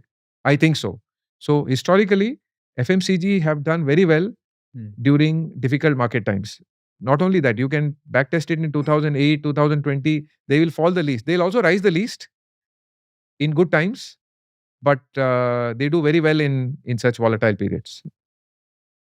So Okay. These are the 129 days when crude happened. And the red dots are the days in the last 21 years when this has happened. So it has happened now. तो ये Nifty 50 के साथ correlated नहीं है मतलब, right? See, so the beauty is that when crude goes up, Nifty goes up together till 85. Once 80, 85, the correlation flips. So from 20-30 dollar से 60-70 तक Nifty और क्रूड साथ में जाएंगे. हाँ, एक बार क्रूड 80-90-100 जाता है तो क्रूड जाता रहेगा और निफ्टी पलट जाता है. The correlation actually flips, hmm, which you can see in 2022, you can see in lot of time, 2008. Whenever crude goes up till one level, we are very good because it tells that the health of the global economy is good. But at one level, then it starts hurting us on balance of payment, rupee weakness, and then inflation. Right. तो जैसे ही 85 90 के ऊपर जाएगा फिर Yeah, Nifty whenever नीचे जाएगा. whenever the gray bar has gone up hmm, heavily, till it keeps going up, you do okay. See, crude जब ऊपर जाता है, till one level we do okay. Hmm, Till crude goes up at one level, the blue line goes up. Again, 22 into 2020, crude went up till one level, till 80, 85, we were okay. Once crude goes up above that, then I think the tailwind becomes a headwind. Hmm. We are in that unfortunate period where crude is definitely a headwind, but fortunately, the import dependence of crude as a percentage of GDP is falling for India. So we are less exposed to crude than we were 20 years back because services aa gaye or but yeah, I think but still it's one of the major contributors of rupee weakness. तो अभी आपका क्या prediction है, crude oil prices कितने हो गए by the year and या next? नहीं वो मुश्किल है बोलना. I think it's again there are very smart people who are trying to apply. Only thing I know is that there is something called as crude futures curve, and the current spot price is about what $105, but the December price is $85 or so. The crude future. So market itself is pricing कि ये भाव नहीं खड़े होने वाले हैं, and it will slowly come down. But I think the second order, what I can think, and I don't know how to play, is that crude बहुत जल्दी नहीं गिरेगा because हर कंट्री अभी क्या करेगा, रिजर्व्स बिल्ड करेगा. Because कब Hormoz बंद हो जाए वापस नहीं पता. समझो हॉर्मोज खुल गया जून में, इंडिया भी बोलेगा भाई अपने रिजर्व्स एक्स्ट्रा रखो. चाइना के पास तो बहुत रिजर्व्स है. बाकी कंट्रीज भी बोलेंगे भाई अपने टैंक्स एक्स्ट्रा बनाओ, अंडरग्राउंड रिजर्व्स रखो, underground crude petrol ETF please keep extra storage. Because कब किस डॉन का दिमाग घूम जाए नहीं पता. तो I think it will not come back in to $65 as soon as the war ends or the Hormuz opens. So I think कोई कैलकुलेट कर रहे थे एनालिस्ट के, इफ अज्यूमिंग लाइक चाइना के पास आज 1000 मिलियन बैरल रिजर्व्स है, crude reserves. They have built a massive. US के पास 400-500 million barrel SPR बोलते हैं, स्ट्रेटेजिक पेट्रोलियम रिजर्व. इंडिया पास 45-50 बोलते हैं, शायद ज्यादा है, but they have not told I think. So if the world builds 400-500-600 million barrel extra reserves, which I think they will build, when the price drops to 80-85, कि भाई थोड़ा extra भी खरीद के रख लो. वर्ल्ड का per day production is 100 million barrels. तो अगर 500-600 मिलियन बैरल एक्स्ट्रा डिमांड आती है over 1.5 years, that is 1%, 1 million barrel per day extra. So crude is also very finely balanced demand and supply. तो I think you have fresh 1-2 साल के लिए incremental demand just from reserve accretion, reserve accumulation. But या इसको कैसे, how to play as an investor, I don't know. Whether maybe people will also build more pipelines in Middle East and in, because to avoid Hormuz, or so maybe there are some companies which make pipelines for oil companies. India में भी है. So maybe there is an opportunity. एक और interesting slide है आपके इसमें, ये bull market basically early stage जो होता है तभी ग्लोबल इन्वेस्टर की पोजीशनिंग कमोडिटीज में चेंज होती है. तो can you explain what is happening right now in the commodities market and क्या आपका थीसिस है, क्या व्यू है कि कमोडिटीज में क्या होगा? So ये इंटरेस्टिंग हो रहा कुशल अभी, that world went on financial assets because obviously सब stocks were doing well and commodities का बहुत लंबा साइकिल चलता है, मतलब decadal cycles. So मुझे ये commodities पे लास्ट 1-2 साल से थोड़ा इंटरेस्ट आया है अभी. I think there is a commodities bull market going on, and I found this chart which इसमें क्या says क्या इंक्लूड होगा कमोडिटीज में? इसमें सब है. इसमें you have precious metals and non-precious metals, oil, it's ETF है, लाइक इंडिया का गोल्ड ETF है। हाँ। तो वो ETF क्या करता है, गोल्ड लेके कस्टडी के पास रखता है। करेक्ट। वैसे इसमें ऑफ कोर्स मेजर पार्ट इसका गोल्ड है, in this gold and silver. But non gold के भी थोड़े ETFs है, लाइक कॉपर ETF है यूएस में, विच इंडिया का जो गोल्ड बीस सिल्वर बीस ETFs है, वैसे यूएस में कॉपर के ETFs है, यू कैन बाई। और नॉन प्रेशियस मेटल्स का ETF है, इंडस्ट्रियल मेटल्स का। इंडिया में नहीं है ना ये? इंडिया में शायद नहीं है। लोगों ने आई थिंक अभी मैं थोड़े फ्रेंड्स और थोड़े दूर के सर्कल में देख रहा हूँ कि लोग अभी 1-1 किलो के कॉपर के बार खरीद के घर पे जमा कर रहे हैं। सो मुझे समझ में नहीं आ रहा है। इट्स क्यों कर रहे हैं? लोग बोल रहे हैं कि नहीं, एक तो डेटा सेंटर वो बूम सब चलेगा, और अभी जो कॉपर है वो सिल्वर के जैसे, मैंने पहले सिल्वर के बार्स 1-1 किलो के जमा किए थे, अभी कॉपर करो, copper will be new silver, ऐसा I think there is fun. I think ऐसा ऐसा होगा पागल, आपको लगता है? no, no, no, no. I think both are very different.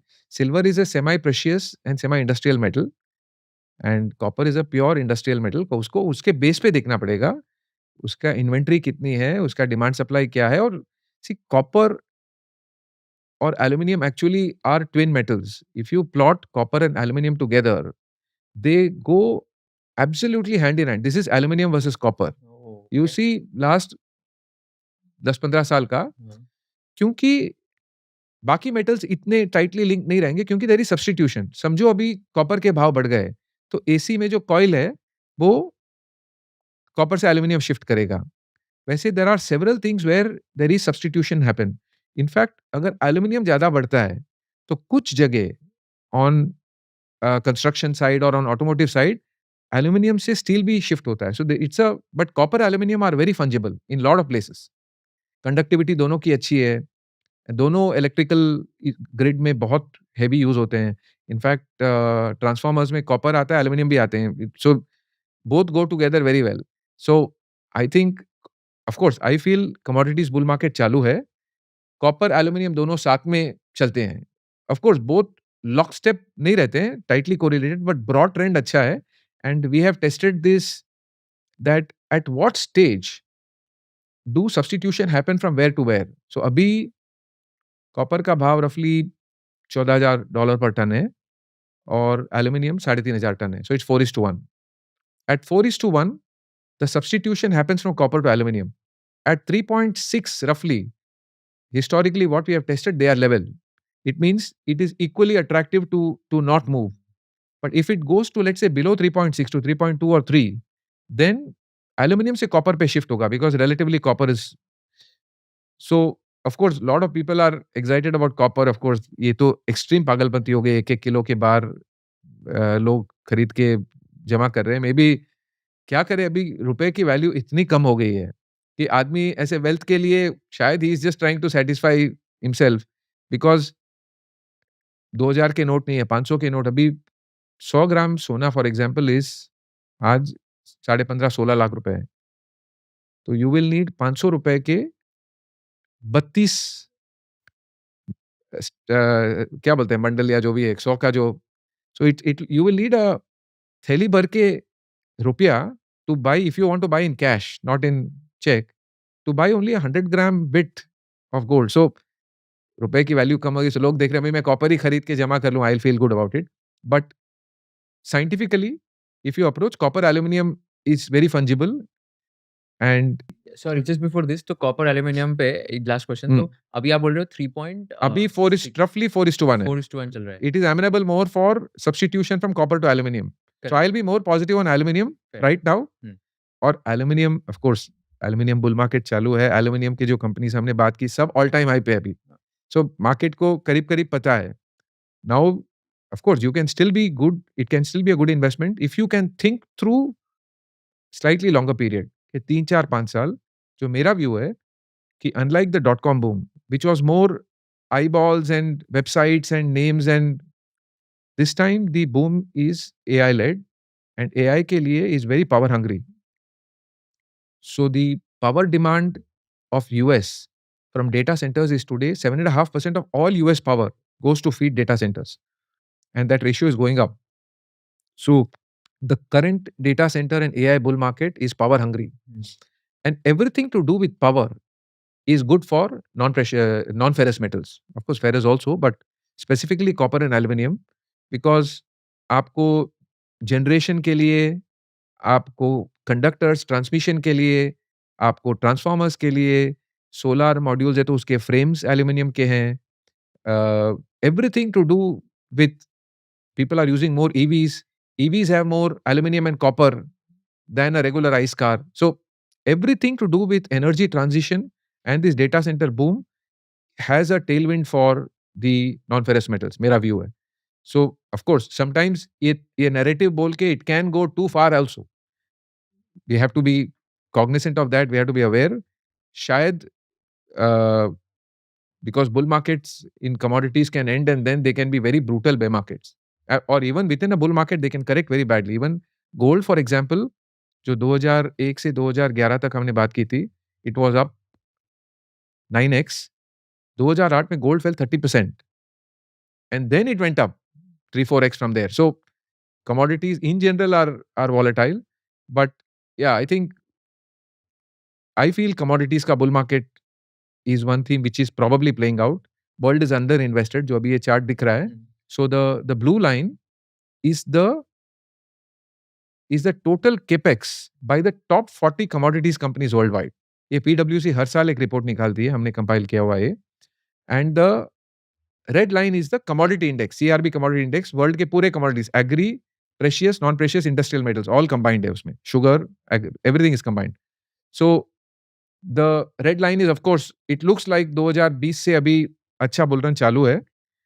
But the blue line is not yet peaked, not even hit the last peak. And as you can see, the capex is always lags the bull market. So अभी bull market बढ़ेगा फिर capex होएगा. Of course, शायद second order impact में देखना है तो capex companies है. You can look at it. मतलब capex company. Companies which do the picks and shovels work of capex. Of course, एक world की बहुत direct play है which I don't invest abroad. And it is also run up. It's at all-time high called Caterpillar, which makes all the mining equipment. कौन सी company? Caterpillar, CAT जो है. And not an investment recommendation because I don't invest abroad, but I just watch it for interest and I've been thinking about it that this is a very good play on capex, on commodities capex.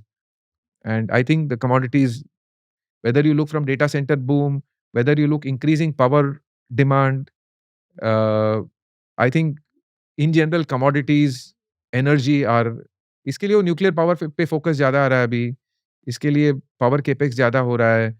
US में जो data centres power खरीद रहे हैं, वो much higher price पे खरीदना पड़ रहा है उनको. एंड ऑफ कोर्स के लिए सोलर के साथ BESS, lot of things are going on in power energy. But एक चीज for example, of course copper अपने पास ज़्यादा कुछ है नहीं. Aluminium we are very well endowed because अपने पास बॉक्साइट सफिशिएंट है and coal काफी है to generate power for smelting. But of course, it's not a recommendation. It is, as I said, पूरे aluminium companies are at all-time high. Market knows that. So इसमें थोड़ा we'll have to think deeper. Is the bull market on for the next 3, 4, 5 years? Then there is still a play. That is because bull market in commodities and non-ferrous metals, is the AI data center boom going to continue? Because कुछ लोग बोल रहे हैं वो भी bubble है क्योंकि circular हो रहा है. एनवीडिया पैसा बना रहा है, फिर वो और कहीं इन्वेस्ट कर रहा है, फिर वो उसको bill. Somehow people are saying that the whole money flow is circular in the data centre economy of US. Maybe I'm not an expert, but at least AI for sure looks like a new thing which has arrived, which is going to impact lot of way how businesses will work, people will work. और उसके लिए power चाहिए. ये इतना समझ में आ रहा है. Right, very interesting. तो अभी इसमें कमोडिटीज साइकिल के हिसाब से जो बुल मार्केट है, ग्लोबल इन्वेस्टर का जो पोजीशनिंग है, तो वो अभी क्या So वो यहाँ पे है. So in fact, we saw the earlier chart. This is ex precious metal. So this is very interesting. So this is the total investor assets in commodity ETFs as a percentage of all ETF. Like हमने अभी Nifty ETFs में डाला है, Nifty 20 में for example, वैसे gold बीज में डाला है. So और यहाँ कॉपर बीज नहीं है बट यूएस में है फॉर एग्जांपल, शुगर बीज और ETFs है, sorry. So this says that in the peak in 2010, non-precious metal commodities had a 3% market share of all ETFs. Non-precious metal commodity ETF as a total of all ETFs. ETF market share of commodities XPM was 3%. Now it is 0.25%. So public अब तक नहीं जगी है commodities as a asset class पे. Of course कुछ लोगों ने copper के बार लेके लेने लग दिए, but financial assets as a ETF अभी, if you see here, this is 1/4% Kushal, but this one is 3%. So the point I'm making is, What is this one? so this is including precious metals. Okay. This is ex precious metals. Hmm. Without precious metals, it is 1/4% Okay. currently. With precious metals, it is 3%. It went to 12% in Yeah. So 2012. bottom line is, एक तो bulk of commodity ETFs are gold and silver worldwide. This is all worldwide. And India में तो commodity ETFs outside gold silver है भी नहीं. For example, you can't invest in a coal ETF, sugar ETF, copper ETF. India में है ही नहीं, US में है. But so I would, gold तो चल गया है, but what I would see is that non precious metal commodity allocations to investors is very low. See, when do you say when the bull market is ending? It means there is frenzy. Like gold silver में frenzy हुआ, सब लोगों ने बहुत सारे पैसा डाला, and people started bragging कि मैंने गोल्ड सिल्वर ETF लिया, मेरा डबल हो गया, ट्रिपल हो गया. बट अब तक एक तो इन्वेस्टर पोजिशनिंग कम है, और एक कंपनी का केपेक्स पोजिशनिंग भी कोई इतना नहीं बढ़ा है. Even it has last time 2004 में 18 बिलियन का 130 billion, so it went up 7-8x in the last bull market. अभी करीब डबल हुआ है, 48 का 88 whatever. So I think, so what I would see is, there's a book called Super Forecasting. I think it's a very interesting book for investors and in general. Stock market में कुशल, of course in life में भी, but stock market में continuously हम forecast करते हैं. Of course किसी बहुत smart ने बोला था, never forecast anything specially about future, but we are forecasting. Like even आज मेरे पास मेरे पोर्टफोलियो में 40 शेयर है, तो every share I am making a decision whether it's a sell और अ होल्ड. मैंने सोच, क्योंकि मेरे पास ऑप्शन है आज बेचने का, नहीं बेच रहा हूँ तो एक डिसीजन ले रहा हूँ. It's a passive decision. So we are constantly for, हमने जितनी भी बात की है, we are talking about precious metals किधर जाएंगे, नॉन प्रेशियस किधर जाएंगे, क्यों, क्या, कैसे हुआ, रुपी किधर जाएगा. So we are forecasting. I think for a industrial, समझिए मेरे पास एक अपैरल की फैक्ट्री है, स्टील की फैक्ट्री, मेरे को इतना फोरकास्ट नहीं करना है कि भाई साइकिल अच्छा है, मेरे को केपेक्स करना है. स्टॉक मार्केट में we are major forecasters every day.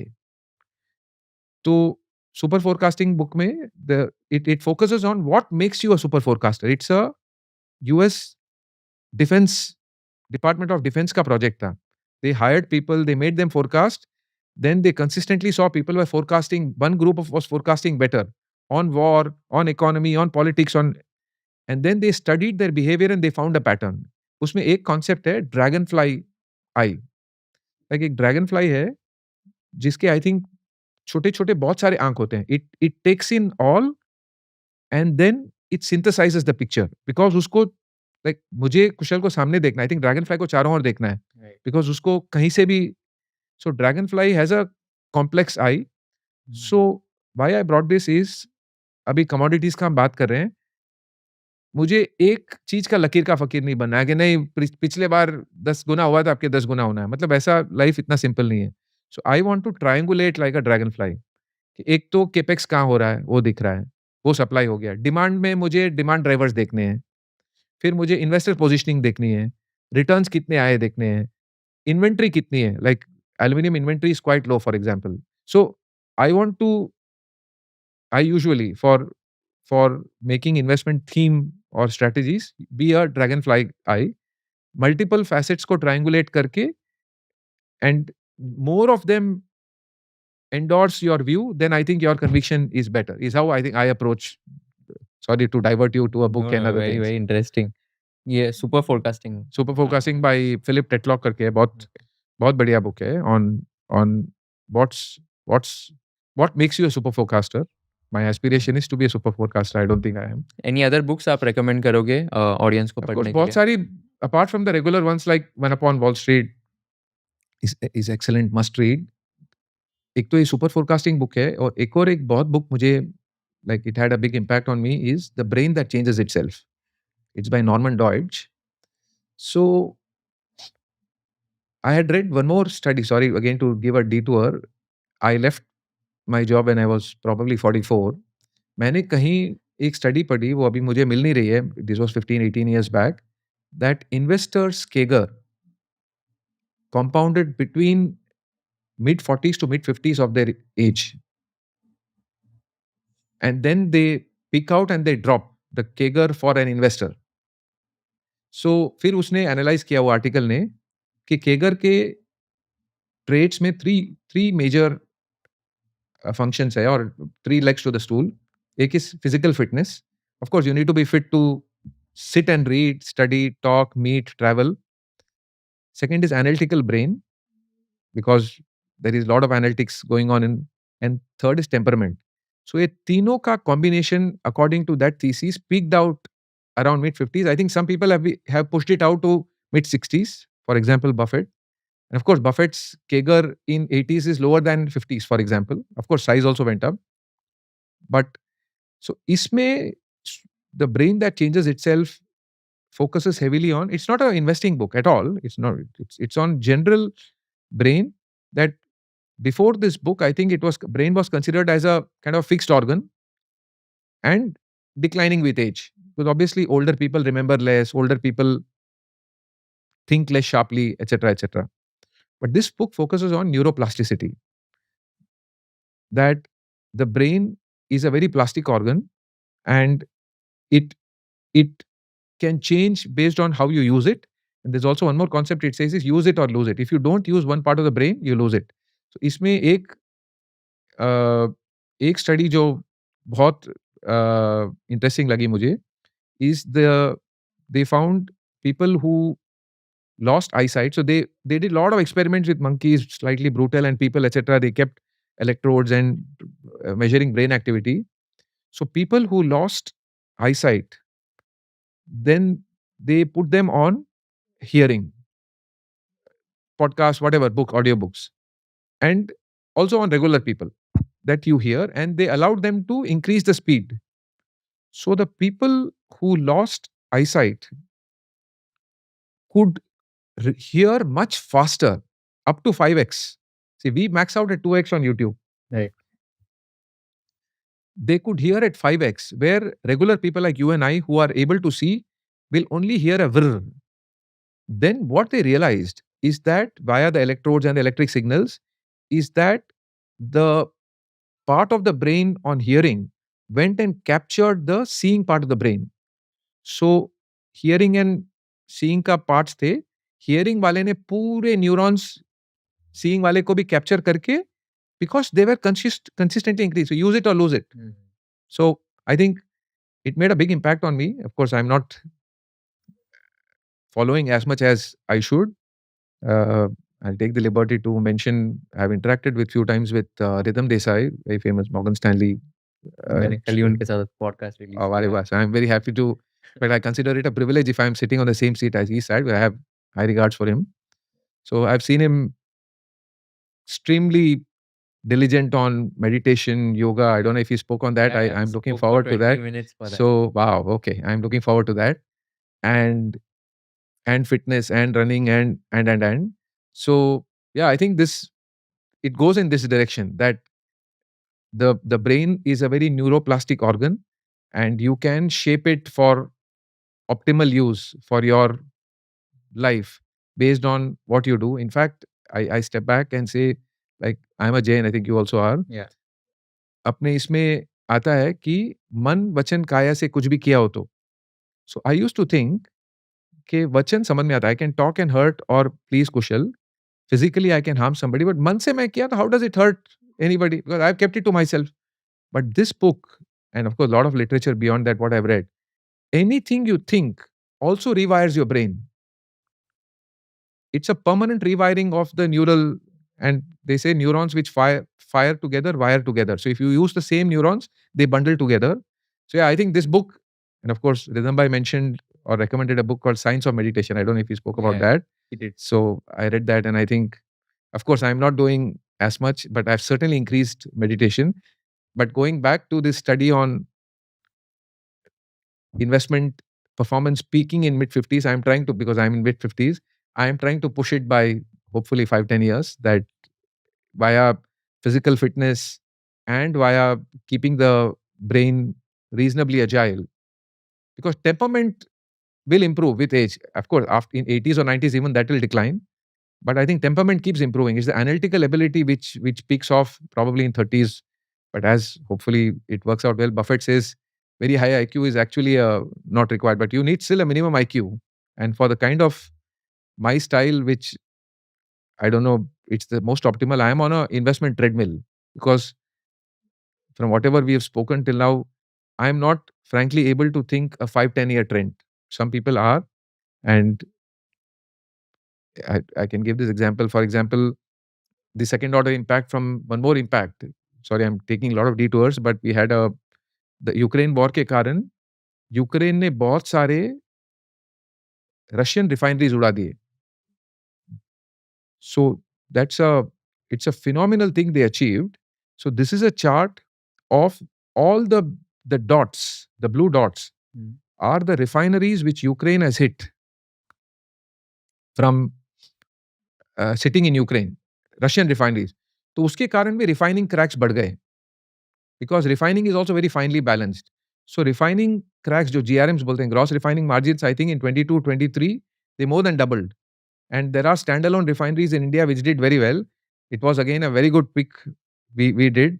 But I have another very good mentor or friend like Govind Bhai Parekh, Rajiv Khanna sir, renowned investor, invests by the name Dolly Khanna, Chennai based, very reclusive, but so he can take much slightly longer.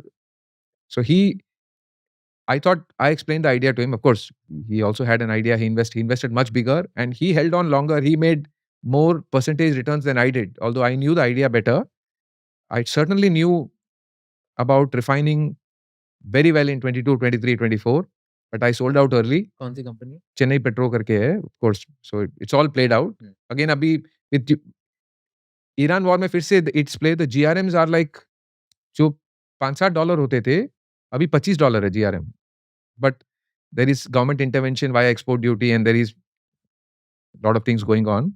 But yeah, you need also the temperament to hold on. So buying the right stock, buying the right amount is one, but to hold on is something which is, of course, I have not mastered.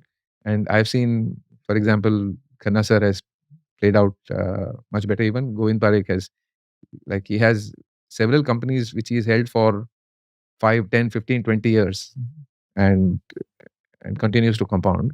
So Rajeev Khanna and Govind Parikh के बारे में थोड़ा आप बता सकते हो कैसे मिले आप एंड क्या ऐसे 2 या 3 चीज़ें उन्होंने आपको सिखाई है and one of the conversations that have always stuck with you forever? So 2014 में जॉब छोड़ा था मैंने. So there was a friend called Govind Gilda, again a private investor in Hyderabad. He was a client of mine when I was before TCS in Kotak Securities. So he was instrumental in kind of जो penguin को माँ baby penguin को swim करने के लिए push करती है. It pushes it. So he literally kind of underwrote that, no, you leave the job, you are made for investing, you'll do very well, I think. Because I was compounding very well while I was on job for whatever reason. Because I was travel पे time था, अच्छा लग रहा था, पढ़ रहा था. So, and बीच में 5.5 साल I was in Switzerland. So Switzerland का work ethic इतना strong है कि people assume you will 100% deliver on time, but beyond that you are free. So मैंने permanently, I think 95% of the time I took the 558 tram from office to home. Bulk of the time, because इतना set pattern. So there's a lot of time to read. So बहुत पढ़ा. फिर it was Govind Gilda who pushed me into, as soon as, of course, I came into investing world hardly knowing anybody, but I think destiny pushed me into. But as soon as I left, I think destiny got me in touch with these brilliant minds, very renowned investors. I've heard, but I didn't know. But I think ek se dusre, I got into an investor group, and then of course I'm closely in touch with several investors. There's a TIA, Tamil Nadu Investor Association, which does phenomenal work. There's Flame Investment Lab, which does phenomenal work. But special regards to Rajiv Khanna sir, Govind Parekh sir. I think very different investors, very mature, of course, have done very, very well over the last 20, 30, 40 years. and they have not only, I think, big support to or big encouragement or mentorship, but also an influence on. We both think very differently, so yeah, I think big influence on how they think and what they do.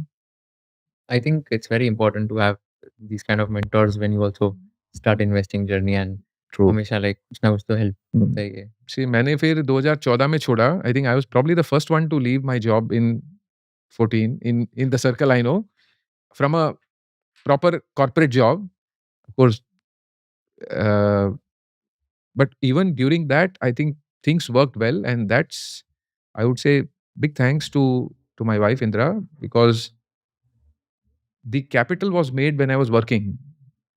Either we are very lucky to be endowed with a starting capital, but mere generation mein, of course, parents, the 6 siblings, parents did a lot of hard work to kind of set us up, educate us, get us married. So I think they did a phenomenal work to give the platform. But to build the financial base had to come from salary, savings, and then earnings from there. And my job was such that, of course, the Swiss stint, 5.5 years, was very sweet, because you were set up there, you were working for the Swiss CSD, and life was very set. It was extended 5.5 year holiday, very well paid. Then we came back for personal reasons. We said, no, we want the family to grow up. I think that time, the 2005, when I came back to 14, I think was crucial period, because when I was working very hard in an Indian setup, traveling a lot abroad on work, and also researching a lot. My wife understood that I'm passionate on investing. So a lot of weekends I was actually intensely researching. So the home front was very well anchored by Indra. And so much so, for example, once my son, I think when he joined IIT Chennai, his all admission was done when I was in US. My wife had done all the running around, for example. So, and then as soon as I left, so I think I spoke in one interview in 2019 on how I retired early. So I was waiting for a corpus which I believe was sufficient to hold financially the family together. And that I thought was 35, 40, 45x of your annual spend and a house. So I think that's the formula I think I figured out. So if someone is spending currently, let's say 2 lakhs a month and has a house, so 24 lakhs per year into 40, 50x is about 10 crore of financial savings, and a house, I think, is what is needed. Of course, the figures were lower in 2014. And I think I hit that about during that time, and that's when I left my job. As soon as I left, within a few months, from nowhere, I think either it is destiny or God got us in touch with all these very helpful, sharp brains and very, very great human beings. So I think, and then other people left job to be investors. So we came together we have a partnership of 3 friends, Prajesh Maru, Akash Jain, Sahil Jain, who left jobs like me, and we sit together, research, operate, collaborate, but manage our own money. So I think that's Similar to Enam Group now. Enam Group, I think 4 people main, they manage their own money. True. Of course, No yeah, experience. it's an institution legend. Yeah, I've been of to Flame course. Investment Lab. I had Yeah. the good fortune to be slightly up close and hear Nimisha sir. I think it's a phenomenal journey. Yeah. Amazing. बहुत मजा आया आपसे बात करके. Super insightful conversation. Last question that I ask all my guests. अगर आप मेरे shoes में होते and if you were interviewing Mr. Naresh Kataria, what is one question you would like to ask him towards the end? I think you've done a fantastic job. I've heard your podcast, not just saying because I'm on your show, because I've heard several of your shows. I think you've got phenomenal guests. You have a good way to converse. I thought I'll tell about some special books which I liked, and we spoke about some remarkable people who had good impact. I think we've discussed all. So I think you had a very good conversation. No, amazing. Thank you so much. बहुत सीखने मिला आपसे and बहुत अच्छे से आपने explain किया right from commodity super cycle to second order effect कैसे identify करने companies में, and also thank you so much once again for doing this, coming all the way from Chennai. This really means a lot, and wish you all the best, and I'm sure like people are going to love this and get a lot of insights. Thank you so much. Thank you, Kushal. I also really enjoyed. All the best. Thanks. अगर आपको ये video पसंद आया होगा तो I request you to share it with all your friends and subscribe to our channel so that we can give you more value additive content in the shortest amount of time. हमको ये बताइए कि आपको कौन से kind of guest चाहिए, हमको ये बताइए कि कौन से क्वेश्चंस मुझे नहीं पूछने चाहिए थे, कौन से क्वेश्चंस मुझे और पूछने चाहिए थे ताकि आपको और ज्यादा वैल्यू मिल सके, और कौन से ऐसे पार्ट्स है जो आपको बिल्कुल पसंद नहीं आए ताकि हम लोग ये पार्ट स्ट्रीम कर सके फ्यूचर एपिसोड्स में। So thank you so much once again for watching this episode and keep sharing all our episodes with your friends and keep giving us feedback so that we can improve and come up with better quality content.